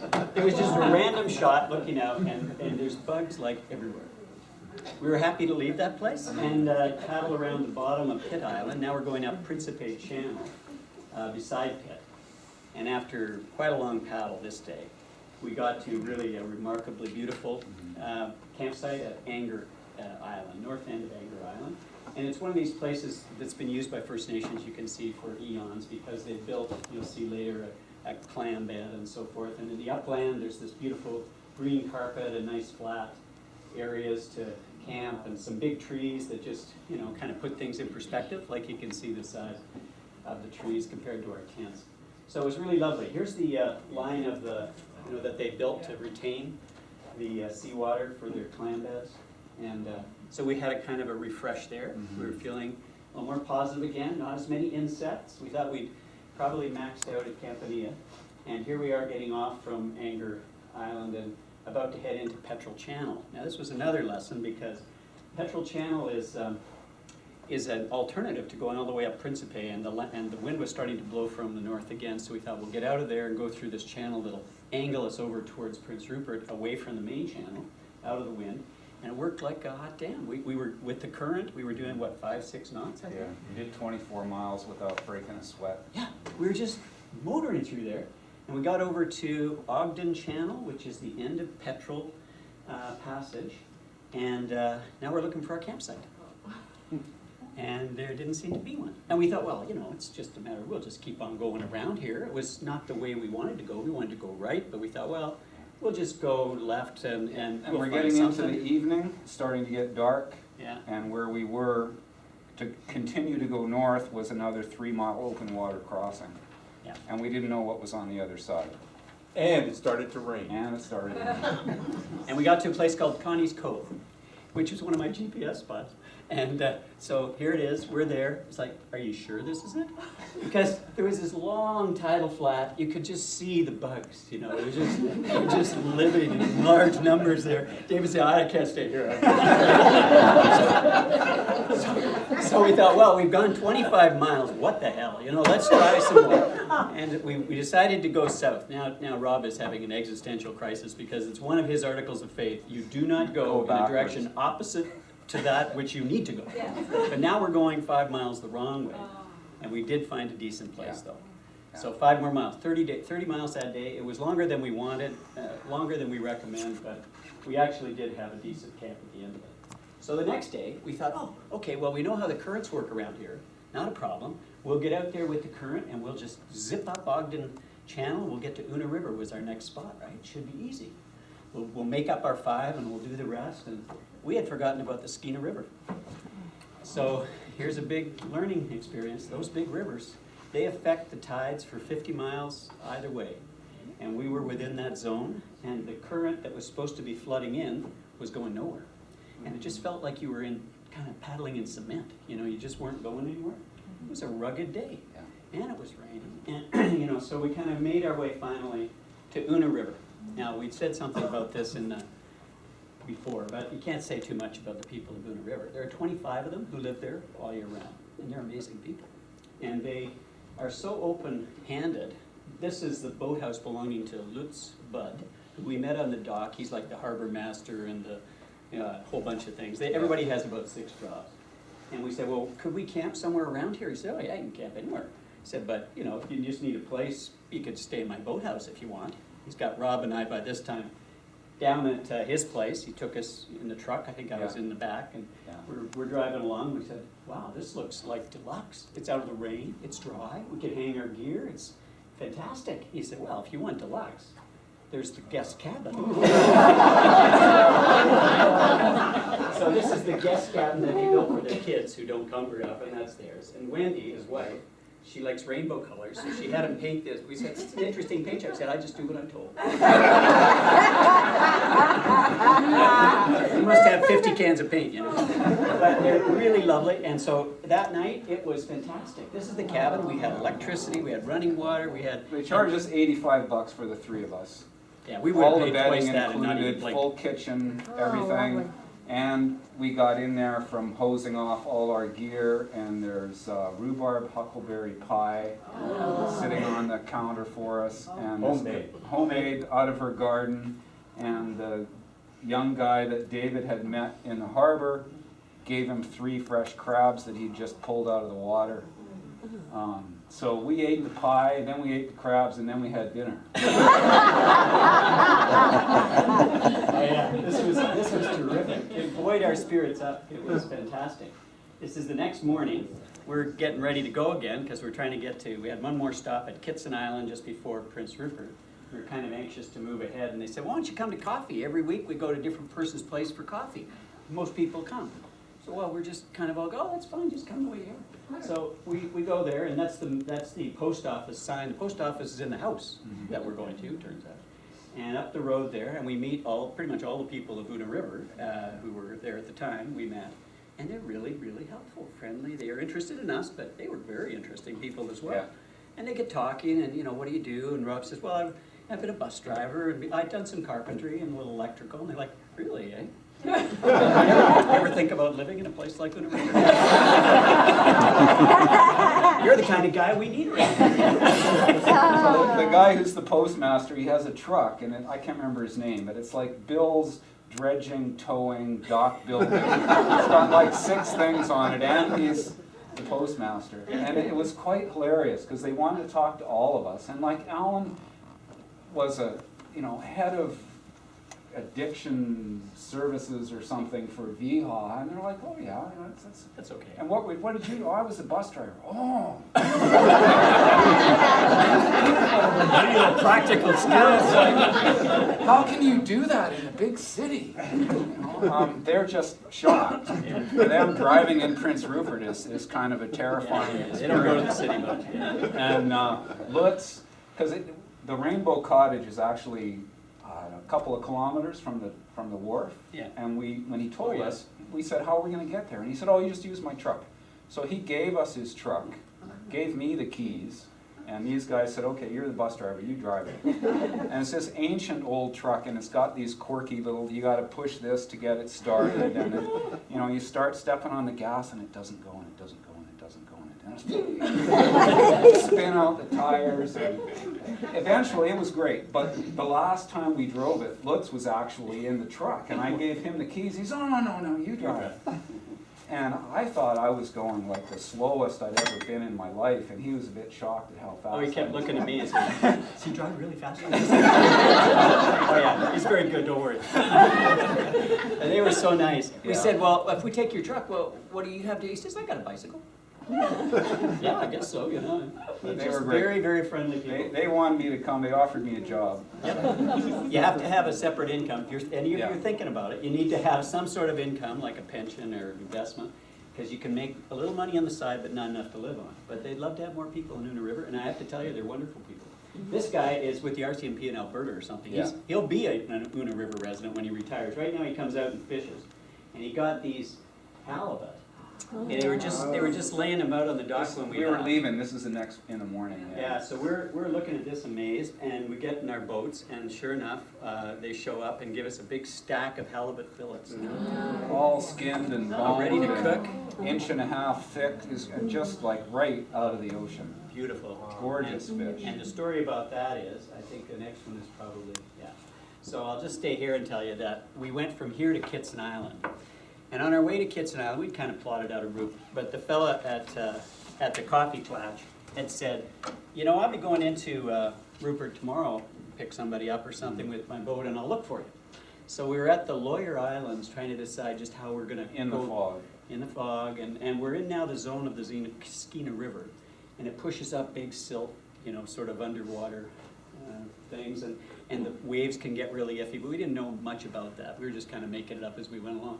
We see this boat kind of angling towards us like this from the direction of Prince Rupert. We thought, that's kind of odd, not really going in a straight line. And he was kind of giving us the message, don't go anywhere, stay where you are. He came in like this and blocked us. It was the guy from the coffee thing. Oh. And he said, well, where are you guys going? Well, we said, we're just going over there to Kitson. He said, no, you're not. He says, you're gonna go over to Smith Island right now, and you're gonna go along that shoreline, and then you're gonna go to Kitson, because otherwise you're gonna run into some bad shit out there. You don't want that. We're like, oh, okay, thanks. You know, he was very stern, to put it mildly. He used slightly different language than I have to say, to make it clear. And so then we just kind of talked about it a bit, and he says, what are you doing? Get going! But he was concerned for our safety because he knew enough to be worried, you see. Yeah. So we did exactly as he told us and we were fine. Yeah. We got to Kitson Island though, and this was a low point for me. I mean, we had had such a high at Una River. I think I was kind of expecting we were almost at Prince Rupert. And Kitson, I mean, it rained like, it really rained hard. It was nasty. We had our tarps up and stuff, but I mean, it's just unforgiving. So I just thought, that's it. I've had it with this day. I'm giving up on the day. I'm going into my tent. It's like 9 or something. And I'm going to cash in. I'll take in some food. Who cares about the bears? I'm just going to sit here and, you know, go to sleep. And about an hour later, I told these guys they couldn't quite believe I was giving up on the day like that. I think David went off and was very sociable with a nice young couple who were camping elsewhere on the island. And Rob sat there and cooked these halibut fillets. And about, you know, an hour later, sort of knock on the tent door, and here's your halibut, Alan. That was really nice, you know. I mean, I wasn't doing anything to contribute. I was just trying to look after number one there, and you know, they were thinking about it. So I really appreciated that, and that's the kind of thing I think that we kind of did for each other when we had a chance. Day after that, looked better. Wind was up a bit. We're coming into Prince Rupert. This is the terminal there as you come around, and we didn't realize it, but we were getting in just ahead of a pretty big gale. It was out there. Is the Pioneer Backpackers Inn. If anybody you've been there, it's a nice place to stay. It's like a hostel, so you know, bathroom down the hall. We met a lady there who's shown up here once or twice, Lee Scannion. Yeah. And she'd been elsewhere up on the coast. And we got these great T-shirts, which I know you've all been admiring back then. And they got sent up to us in a care package that Lisa, Katrina, and others had put together. And so we were really, really pleased with that. Nice to have the time off in Rupert. Trying to dry out. David put his tent up there on the dock. We have high quality docks here. But actually this rotting dock was perfect for pulling a kayak up out of the water. And there's a lovely museum there if you get a chance, so you can see, you can contemplate the harbor as Rob is from this beautiful Aboriginal themed museum. And I'll just throw something in here. Back in Shearwater, we met this guy in the laundromat named Marty, who said he was from Prince Rupert and we should look him up when we got there, and gave us some advice, nautical advice, which wasn't very good because he's a sailor and we're kayakers, and what's good for a sailor is not necessarily good for a kayaker, vice versa. Anyway, we got to Prince Rupert and we thought, are we gonna look up Marty? And we thought, no, we're not gonna bother. And while David in the last picture was drying his tent, Henry, another friend of ours who joined us in Prince Rupert, you'll see him in a minute, decided we'd go for a beer, and we found this wonderful little dive of a tiny little local brewery. Basement, it looked like a speakeasy out of the 30s, barely legal, tiny little thing. Homemade bar, concrete block walls, and we were sitting at the bar talking to the bartender and a woman who happened to be sitting there trading stories, and it turns out she's Marty's wife. Small world. So Marty wasn't even home, he was out on the boat. She invited us for dinner, and we said, really? You know, there's 4 of us, and we eat a lot. And she said, that's great, we're moving, I've got a freezer full of food I'm trying to get rid of. I've got this huge ham, you gotta come and eat it. So, there we go. So we're at their place, but actually what we're holding here is another real encouraging thing. We got a care package from the Wednesday paddlers. Jenny had arranged for it to be delivered by mail here. It was waiting for us at the Backpackers Inn, and it had some nice homemade power bars and those chocolate-covered coffee beans I'm holding. We ended up calling them the beans of life. Because they could get you going, you know, even at your lowest point. And we had a nice card. So it's nice to know that people back home were thinking We got a about lot of love in Prince Rupert. Yeah.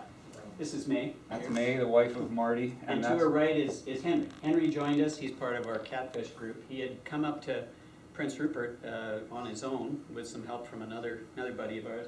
And he joined us there and was intending to go to Juneau, but that's part of a later story here. But that's Henry and May. And this is the Prince Rupert Rowing and Yacht Club. I was quite impressed when Alan told us he booked us into the yacht club. Yeah. It's not quite up to RVYC standards, I think, but it worked for us, and this is us getting back off onto the water the day we left, and as we paddled out, we met Marty. This is him in the red overalls there coming in. They'd been intending to go out fishing, but they couldn't go because the winds were too high, so they just anchored out at Metlakatla, I think, just before the open ocean, and then came back in, so we were able to say hi to him. And that's where I turn it back to you, Rob, I think so. So we're off heading for Alaska out of Prince Rupert. We'd spent an extra day in Prince Rupert waiting for the weather to drop. So we actually got a real weather day for, I think, the first time in the whole trip. So again, out of Prince Rupert, there is an island there, but that's a big piece of water. And Dixon Entrance, completely exposed, crossing the border, and up all the way into Ketchikan. This is called Fox Point. Coming around here was pretty hairy, and you can see that how tight those little zigzags are. We were constantly going in and out of there trying to find a place to camp. Big open water crossing here. So there was some excitement involved with that. And this is kind of the weather we were looking at. A lot of cloud, drizzly rain. And again, not great camping. A lot of this rock and seaweed, lots of mountains, spectacular scenery when the clouds lifted. And this is a place called Proctor Island. We first camped on one called South Island, north of Prince Rupert, and then took off for this one, which was a beautiful spot, and was into Alaska after this.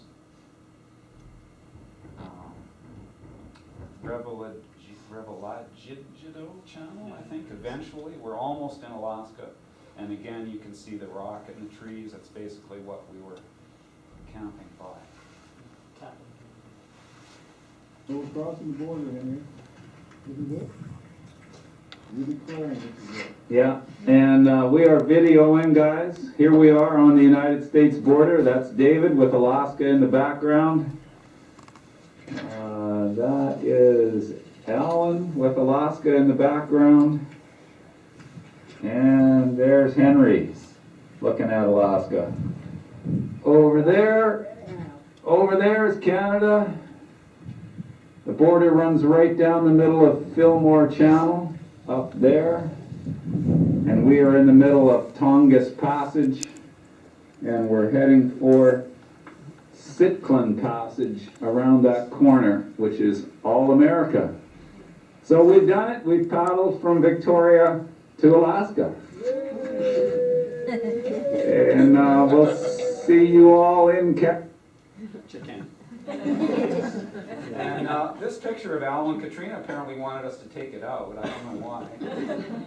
But David and I really like this because this is just Alan, even though he said he had a couple of low points, most of the time he didn't stop smiling, no matter the weather or the bugs or what was going on. So sometimes he was an inspiration for us, but like he said, we all had our down times and we helped each other out, and that's just kind of who I was looking at for 50 days, so I'd like to have that in there. And I mentioned before coming around Fox Point and trying to find a campsite. We had been coming up this coast from the other side of that point and probably got out of the boats 3 or 4 or 5 times in different little bays trying to find a place to camp, just crap. And looking at my chart, I was thinking, okay, we got one more shot, a mile or so up, I think there's a beach.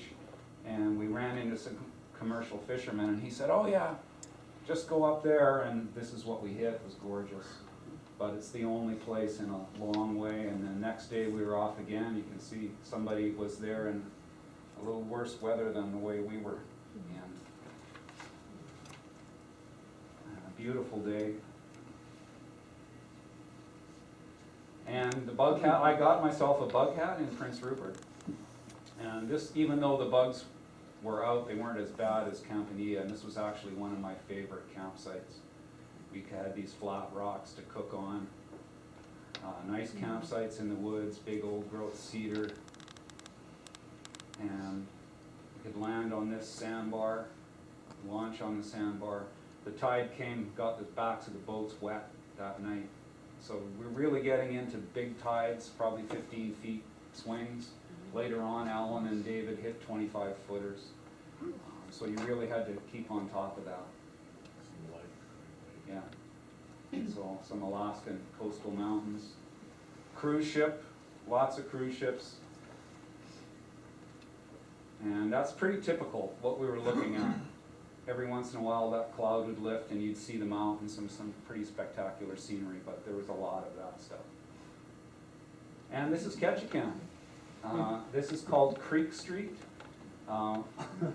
which you can, obviously why it's called that. It was the old brothel district. Apparently prostitution was legal in Alaska up into the 50s and continued openly but somewhat illegal into the 70s. And now that whole area has been kind of fixed up and turned into a tourist place. You can read the sign there. We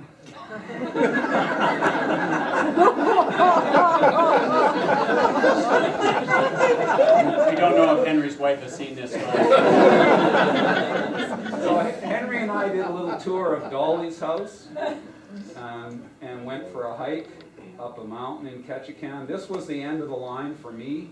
Our older daughter was getting married that summer and I had to be back home. And this was 52 days getting to Ketchikan, and I was ready for a break anyway. But this is what David and Alan were going to be paddling into in a couple of days. And Lisa, my wife, drove my truck down to Bellingham, left it there, flew from Bellingham to Ketchikan. There's the airstrip. There's little ferry boats that run across. And then she and I took a 2-night ferry from Ketchikan back to Bellingham and then drove my truck home.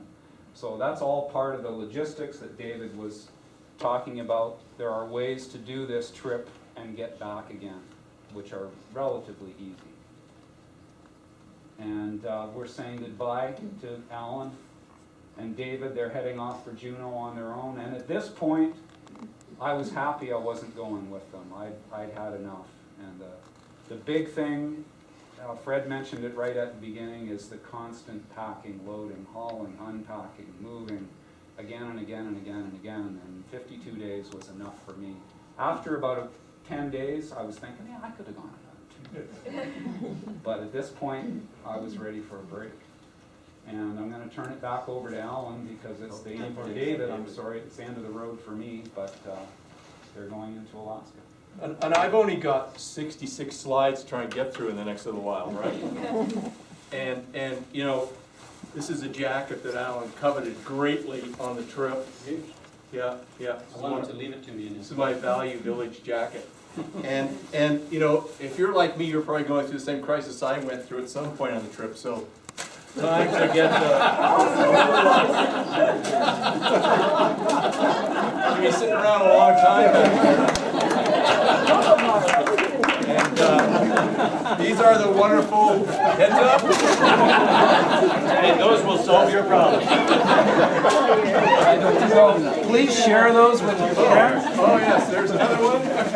And they should be easy to open, hopefully. So, oh, it's a Snickers jacket. Sorry, you see, that's why I like it. It says Snickers on here. That's a valid. Sorry. So, 66 slides in record time, and this is what you waited for, Alaska, right?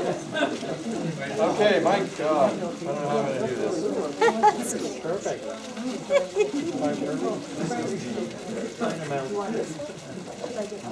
Okay. Okay, so this is Ketchikan, and this leg I'm going to do is going to Wrangell, which is up here. This is a cloud cover. It's not ice, but this is all ice. So the vistas were starting to improve greatly with great mountains. But you'll also notice we've got lots of crossings here on these various places. And remember this. Anyway, I'll refer to some of this stuff quickly. I'm not a fan of crossings. You know, I like to noodle ashore. Crossings I get quite bored at. I remodeled my home as many times as possible. I thought about everything was possible to think about. And I did like it when we had a little action. Unfortunately, we had really good weather. Really good weather means no wind. It doesn't mean no rain. Okay. Which was the one that Here, the right side of the ring. okay. Just point out. So, after we left, this is our first campsite, and you know, we had getting here, one of the crossings we had to make, we ran into, I think, the only other person in this part of the trip who we met on the water, who was a guy who met us at the customs house. His name was Mark. He's a kayaker. Gave us lots of good advice, and we met him crossing Camano Sound, and at this campsite, we had a fire. I think you see the smoke there. I think we had a total of 4 fires on the whole trip. You know, you were just so beat by the time you got to camp and all ready to go to bed. You didn't want to mess with the fire. You know, you cooked your dinner. You just wanted to go to bed. We saw quite a few humpback whales. Starting to get good. The next morning, it started to rain. It's kind of a nice, fairly high clouds here. Started to rain as we loaded the boats, which is always fun. I'm not going to mention bugs anymore, but the bugs were as bad as usual, and they remained kind of that way, just annoying the whole rest of the way of the trip. We made good time after leaving this campsite, but we had a hard time finding a campsite, no surprise. And so we got to a place called Vixen Inlet after 22 miles. The sun came out as we were just starting to get here, allowed us to dry our charts, because we had this crappy chart case that we bought because one fell apart and we lost one, and it leaked like a sieve. And I'm now the chart master, right? So I got to drag these things out and try to dry them so we can keep them together for the rest of the trip. The next morning, there's a couple more of this Vixen. Now you're going to notice there's not as many pictures now. We only have one camera now, because I don't carry a camera. So we're now down to Alan's camera, and he's taking all the pictures. This was a very nice campsite, and you can see Clarence Strait, Ernest Sound in this one. And sunny, you know. It did start to rain as we went to bed, though. The next morning, the tide was quite a long way out, but we had a great promise of this thing called Zimovia Strait, where there was plentiful beaches, and we were looking forward to great camping. Sand beaches, yes. All lies. But after 26 miles and 8 hours, we ended up huddled under a big cedar. Okay? Notice this grass in the front? We had to wade through that grass. It's soaking wet, right? So you're already miserable and rainy, and now you got to wade through and get really wet and try to hack out a camp out of there. Managed to do it, but you know, by now it's pretty late. Both of us just crawled into bed. No hot meal that night because we didn't get there till 7 o'clock. Meanwhile, Rob and Lisa are cruising back home.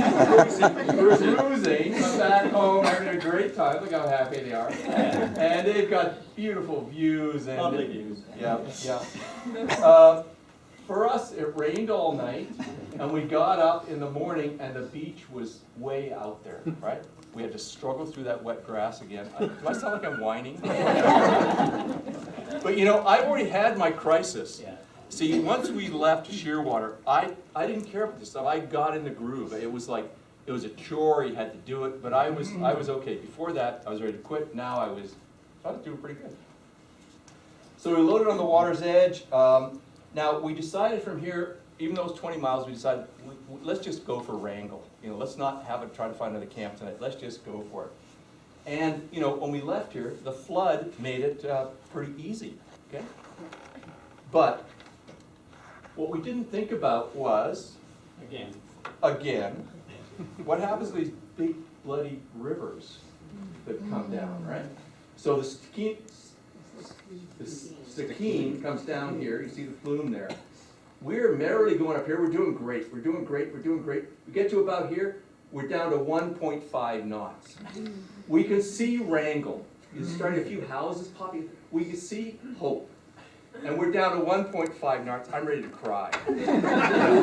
My shoulders are burning. I just well. David kept asking me, how fast are we going down? How fast are we going down? Why isn't this working for us? What happened? We didn't figure it out till later. Anyway, we made it, and luckily the B&B had, even though we had a reservation, we were early. They did have a room for us. It was a tiny little room. Alan, lucky we were good friends. We had to share a double bed. No. Not a problem. It was dry. But the next day was the 4th of July. And the town is basically shut down. I'll just go through these quickly. This is a town of 2,400 people. They have the world's biggest 4th of July, according to them. And they have a parade. And you can see in the background some of the historical buildings.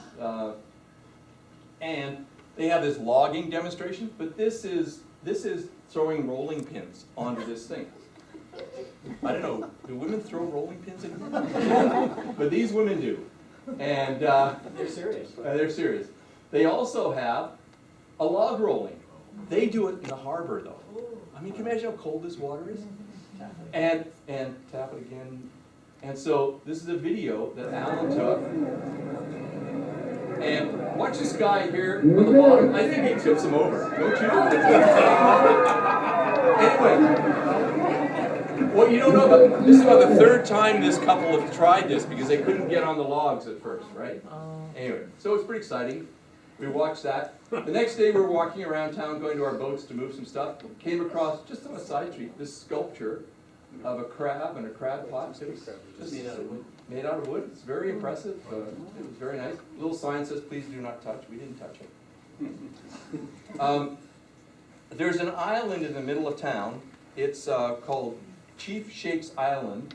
And this was the Chief Shake's family's kind of traditional place. And this is a replica of a Tinglet 19th century log house. And they have some poles on display there. And the site has recently been renovated, and this is one of the poles they have up right in the middle of town. I'll just say quickly that the Aboriginal people they have in this area of Southeast Alaska are the Tlingit, the Haida, and the Tsimshian. They're all in Canada too. So they're just like the groups down this way that overlap with Washington, Oregon, and so on. Those peoples are all over that area. National boundaries come secondary to them. Just throw in, because we mentioned before that Henry was planning on paddling to Juneau. He met us in Prince Rupert. Not surprisingly, he had a really hard time staying with us after we'd been out there for 45 days. I wasn't the slowest anymore. He stuck it out until Ketchikan. He had awful blisters on his hands, and it was just too much of a grind. So he bailed out in Ketchikan. He paddled from Prince Rupert to Ketchikan, took the same ferry back as Lisa. And so these guys ended up going on their own. There's supposed to be 3 of them. But. So this is a view of where we're going the next day. And while we were in town, we got some really good advice from a local kayak tour company, Alaska Vistas. And they told us about how to handle this next stretch of our journey. We'd also gone to the library trying to to use Google Earth to maybe find some campsites, so we weren't stuck. So here we are, and they gave us advice. They said leave an hour after the flood because there's a little tricky spot we're going to called Dry Strait, and it's up ahead of us there, and it's where the delta from the Stikine comes down, and it gets very shallow, and at certain tides it dries out completely. So here we are, getting ready to leave, but we're pretty enthusiastic. We left a bit earlier than they suggested, so we got in Dry Strait and we got stuck. And we got out of our boats, and we're miles away from shore, but we're standing in water about here. But luckily, the tide came in pretty quickly, and we were able to get going again. So that was an interesting thing. I felt like sort of Jesus walking on the water or something, but nobody was there to appreciate it.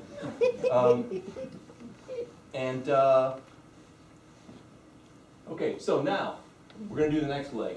So down at the bottom here is, this is Wrangell down here. This is Dry Strait I was talking about.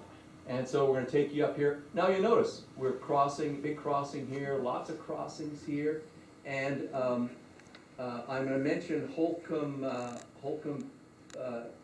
because that's where something exciting happened, another big crossing. And then this Gastineau Channel here, this takes us up into Juneau.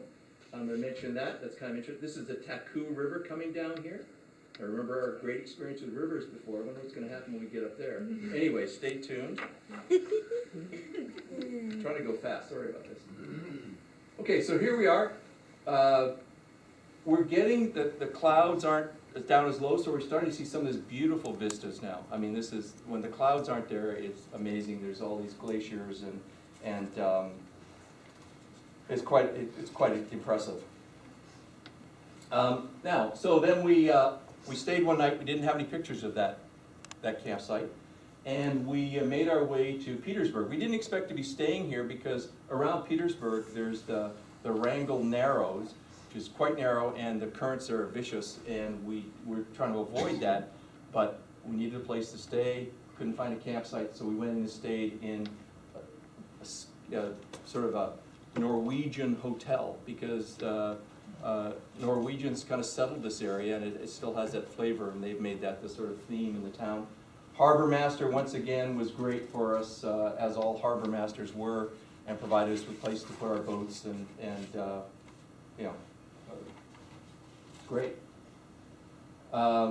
This is our next day. We camped, found a nice campsite. We were in the woods. It was raining, and but the next day, when we left Petersburg, we didn't have any problem with the currents in the harbor, which was a nice blessing. This is part of the luck we had in avoiding bad things like that.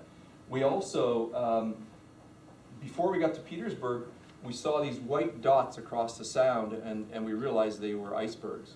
And we were hoping we might hook up with them later on, but we didn't get them.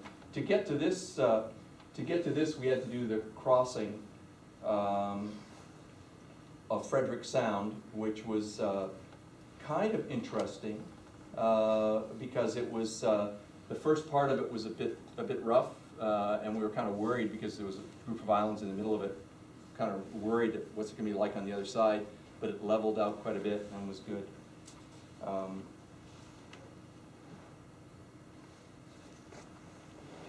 So this, nice, faster. This is our beach at the campsite there. And this is what it looks like when the tide goes out on you, and you're not quite there, so you got a big haul ahead of you. We saw, anyway, let's keep going here. This was our next campsite. Okay, so this is the view from Cape Fanshawe, and that's David. Wave at the audience, David. There he is. He's having his tea or something. I am, yeah. Because it's a panoramic view we're looking out on, and it's not raining. It's sort of almost, but not quite sunny. Not too many bugs. It's pretty good. There's been a humpback whale playing around out there in the bay, snorting and things, flapping his tail. That's the view.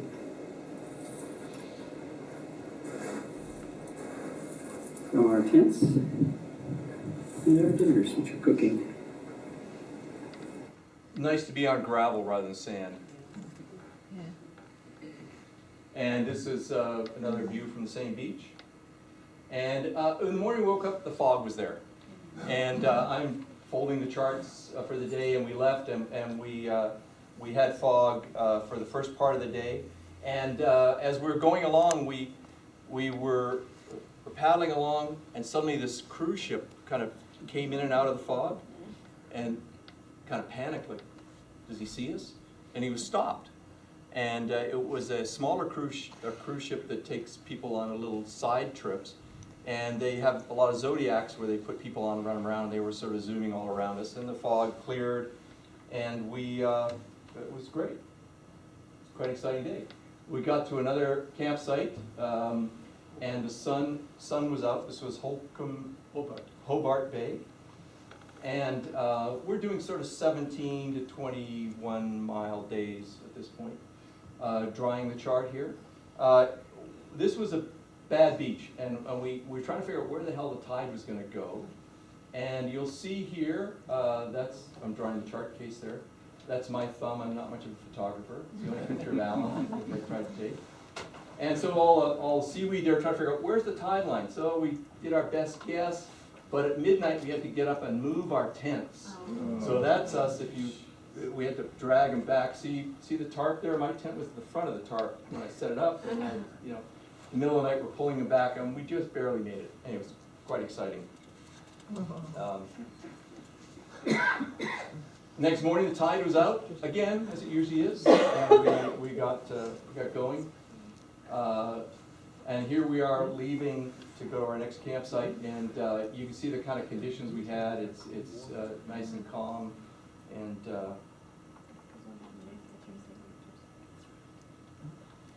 and this picture, see the color of the water? The water color changed. See the picture here and there, and it depended on whether we were getting some of that glacial melt coming out of those inlets, but the rocks have also changed color. They've got this great colors on them now. It was very picturesque. And if you notice up here, you almost could think that's a tree, right? And then there's a tree up there. So it's hard to tell when we were offshore if that was an old tree that a new tree was growing out of. It was quite pretty. I love noodling the shore. Now, see the fuzzy bit there? That's not bad. That's a bad camera. Alan's camera's starting to get wet now, and so we get this kind of stuff on it. But that's the kind of rocks that were on the shore.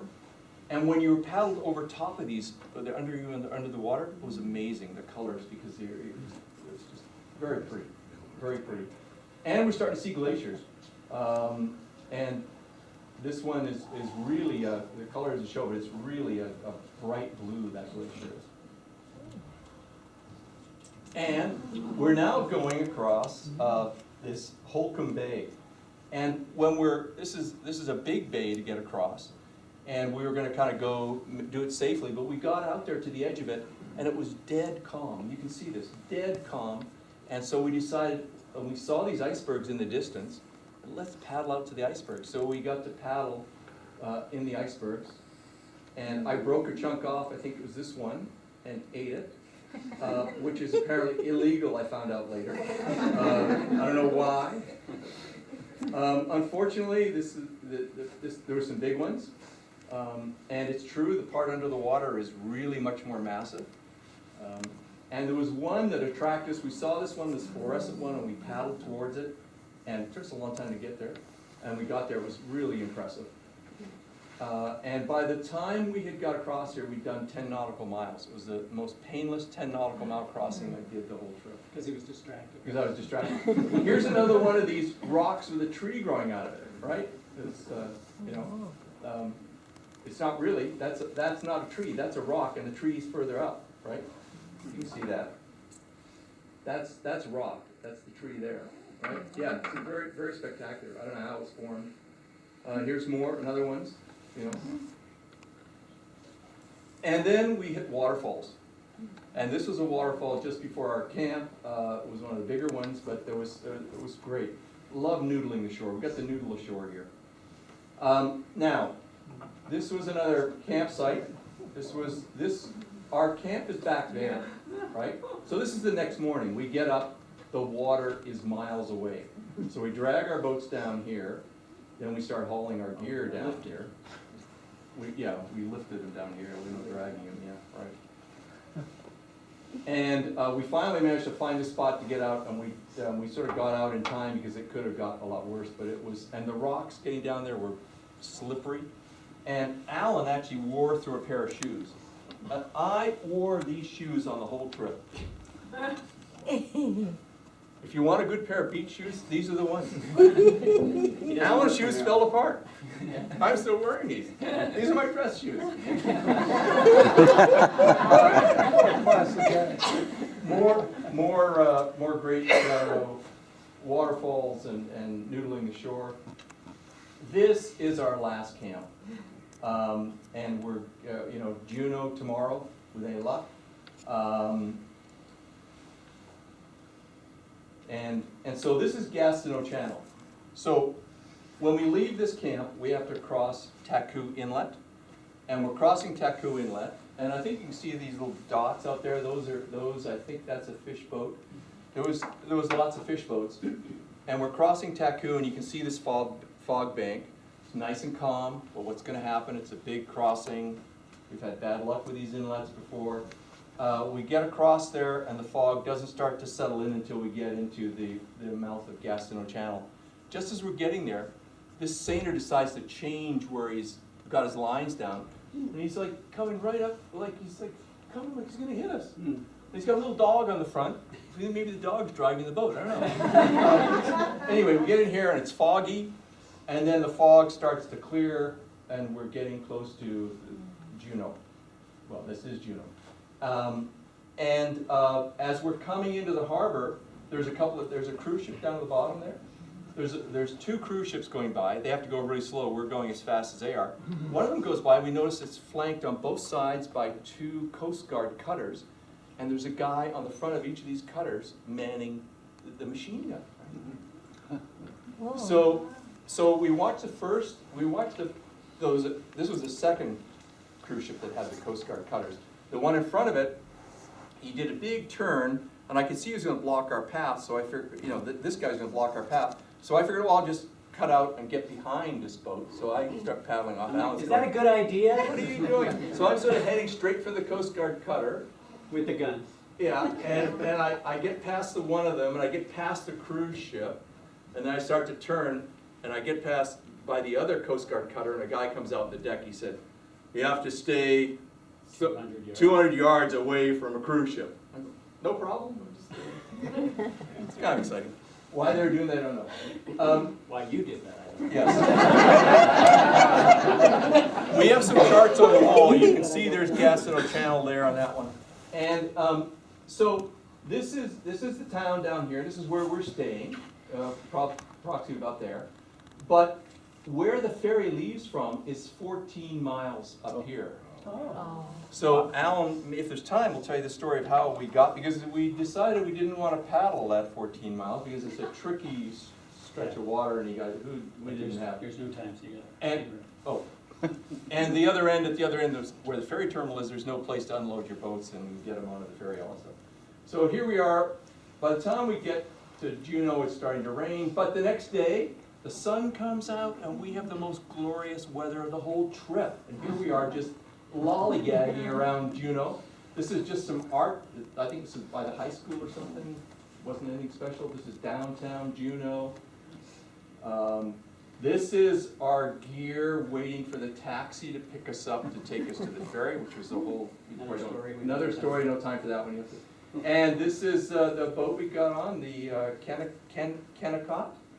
And we stayed. You just sleep anywhere. There's people setting up their tents. We had a little front lounge to ourselves, shared with a couple of other people. Just slept on the floor. Now we got to see some of these spectacular views that were clouded in on some of the other days. It was quite impressive. It was great. And this is another boat we saw.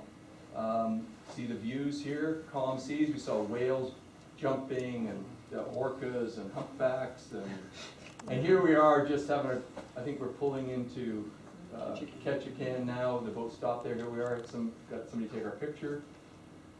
And closer we got to home, the weather deteriorated. We get to Bellingham, it's chucking it down, and it's windy as hell, and we know we can't, because we get there at 7 o'clock in the morning, we were planning to jump in our boats and paddle. We knew we couldn't, so we ended up putting our boats at this community paddling club, and they put our boats there, cheap as dirt, and Alan's gonna take it from here. Good work. I'll give you a secret bar if I haven't. Really quickly, because we're out of time. So the next, the final section of the trip really was bringing us back from Bellingham over here, back to Willows Beach, and we made 2 stops only. We were thinking we might do 3, but by this time we were ready for home. It's like 50 miles, no problem, a couple of days. So getting out of Bellingham though, very quick story. The Bellingham Bay was still pretty rocky. We went across it, staying inside that island, if you can see it. And but when we got to this point right here, we realized that the tide wasn't high enough to go over that end of the bay. Portage time. So out of the boats, take the boats, repack the boats. It wasn't an ideal scenario, but it kind of got us out of the wind. And then we made our way to Susha Island, which if you're ever over in the San Juans, definitely go to Susha, right there. Beautiful little island, lots of room. Marine Park, one of the jewels they say of the San Juans, really is. And then from there we made our way down to, I guess I should probably click through these. That's Susha. You can see how it's designed, and all those little dots are yachts. But they kind of keep to themselves, and we were kind of over on the bottom in that last frame sort of coastline, camped up on that ridge. We really didn't have any neighbors at all. It was really nice. And we'd been there before, trying this out the year before, so we knew it was there and it was nice. Next day we get home and... It's been an epic journey, but 3 Victoria paddlers arrived home today after navigating their way all the way to Alaska and back. Aaron Glazier has that story. To the tune of the pipes, paddlers arrive at the shore of Willows Beach after traveling more than 1,300 kilometers. It was physically demanding, emotionally demanding, and a wonderful time.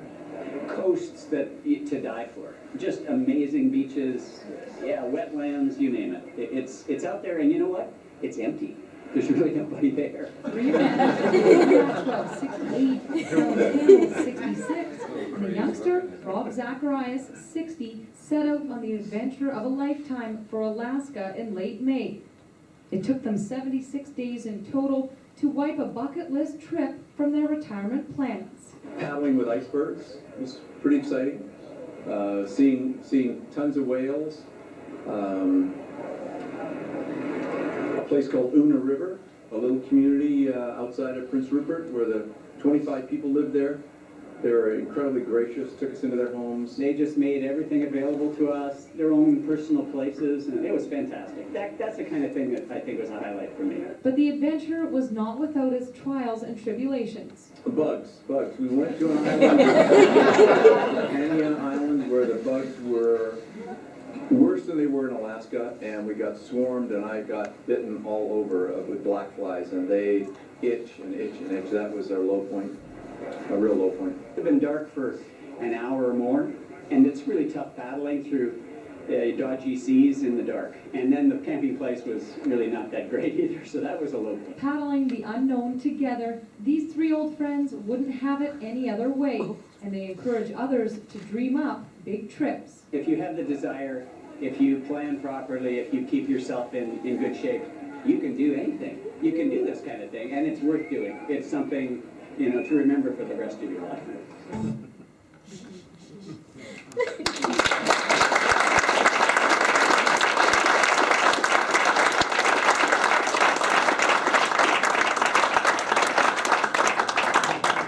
You have to pay attention to this.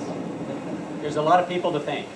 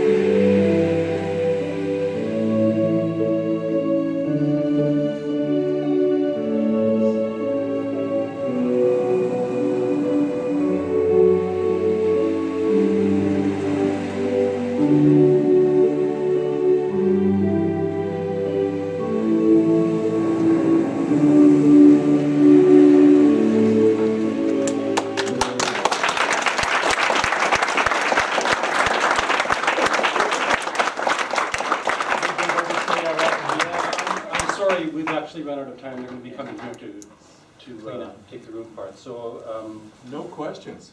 no Amazing, questions. we answered them all. But I do hope we can have you back again to talk about some of the more technical parts of the rig.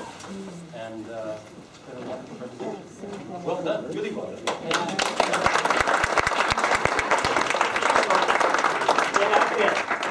Get out there and see it. That was great. Heather, did you copy the?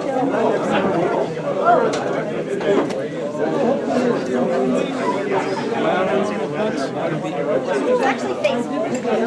Oh, okay. Yeah. Michael, great, thank you.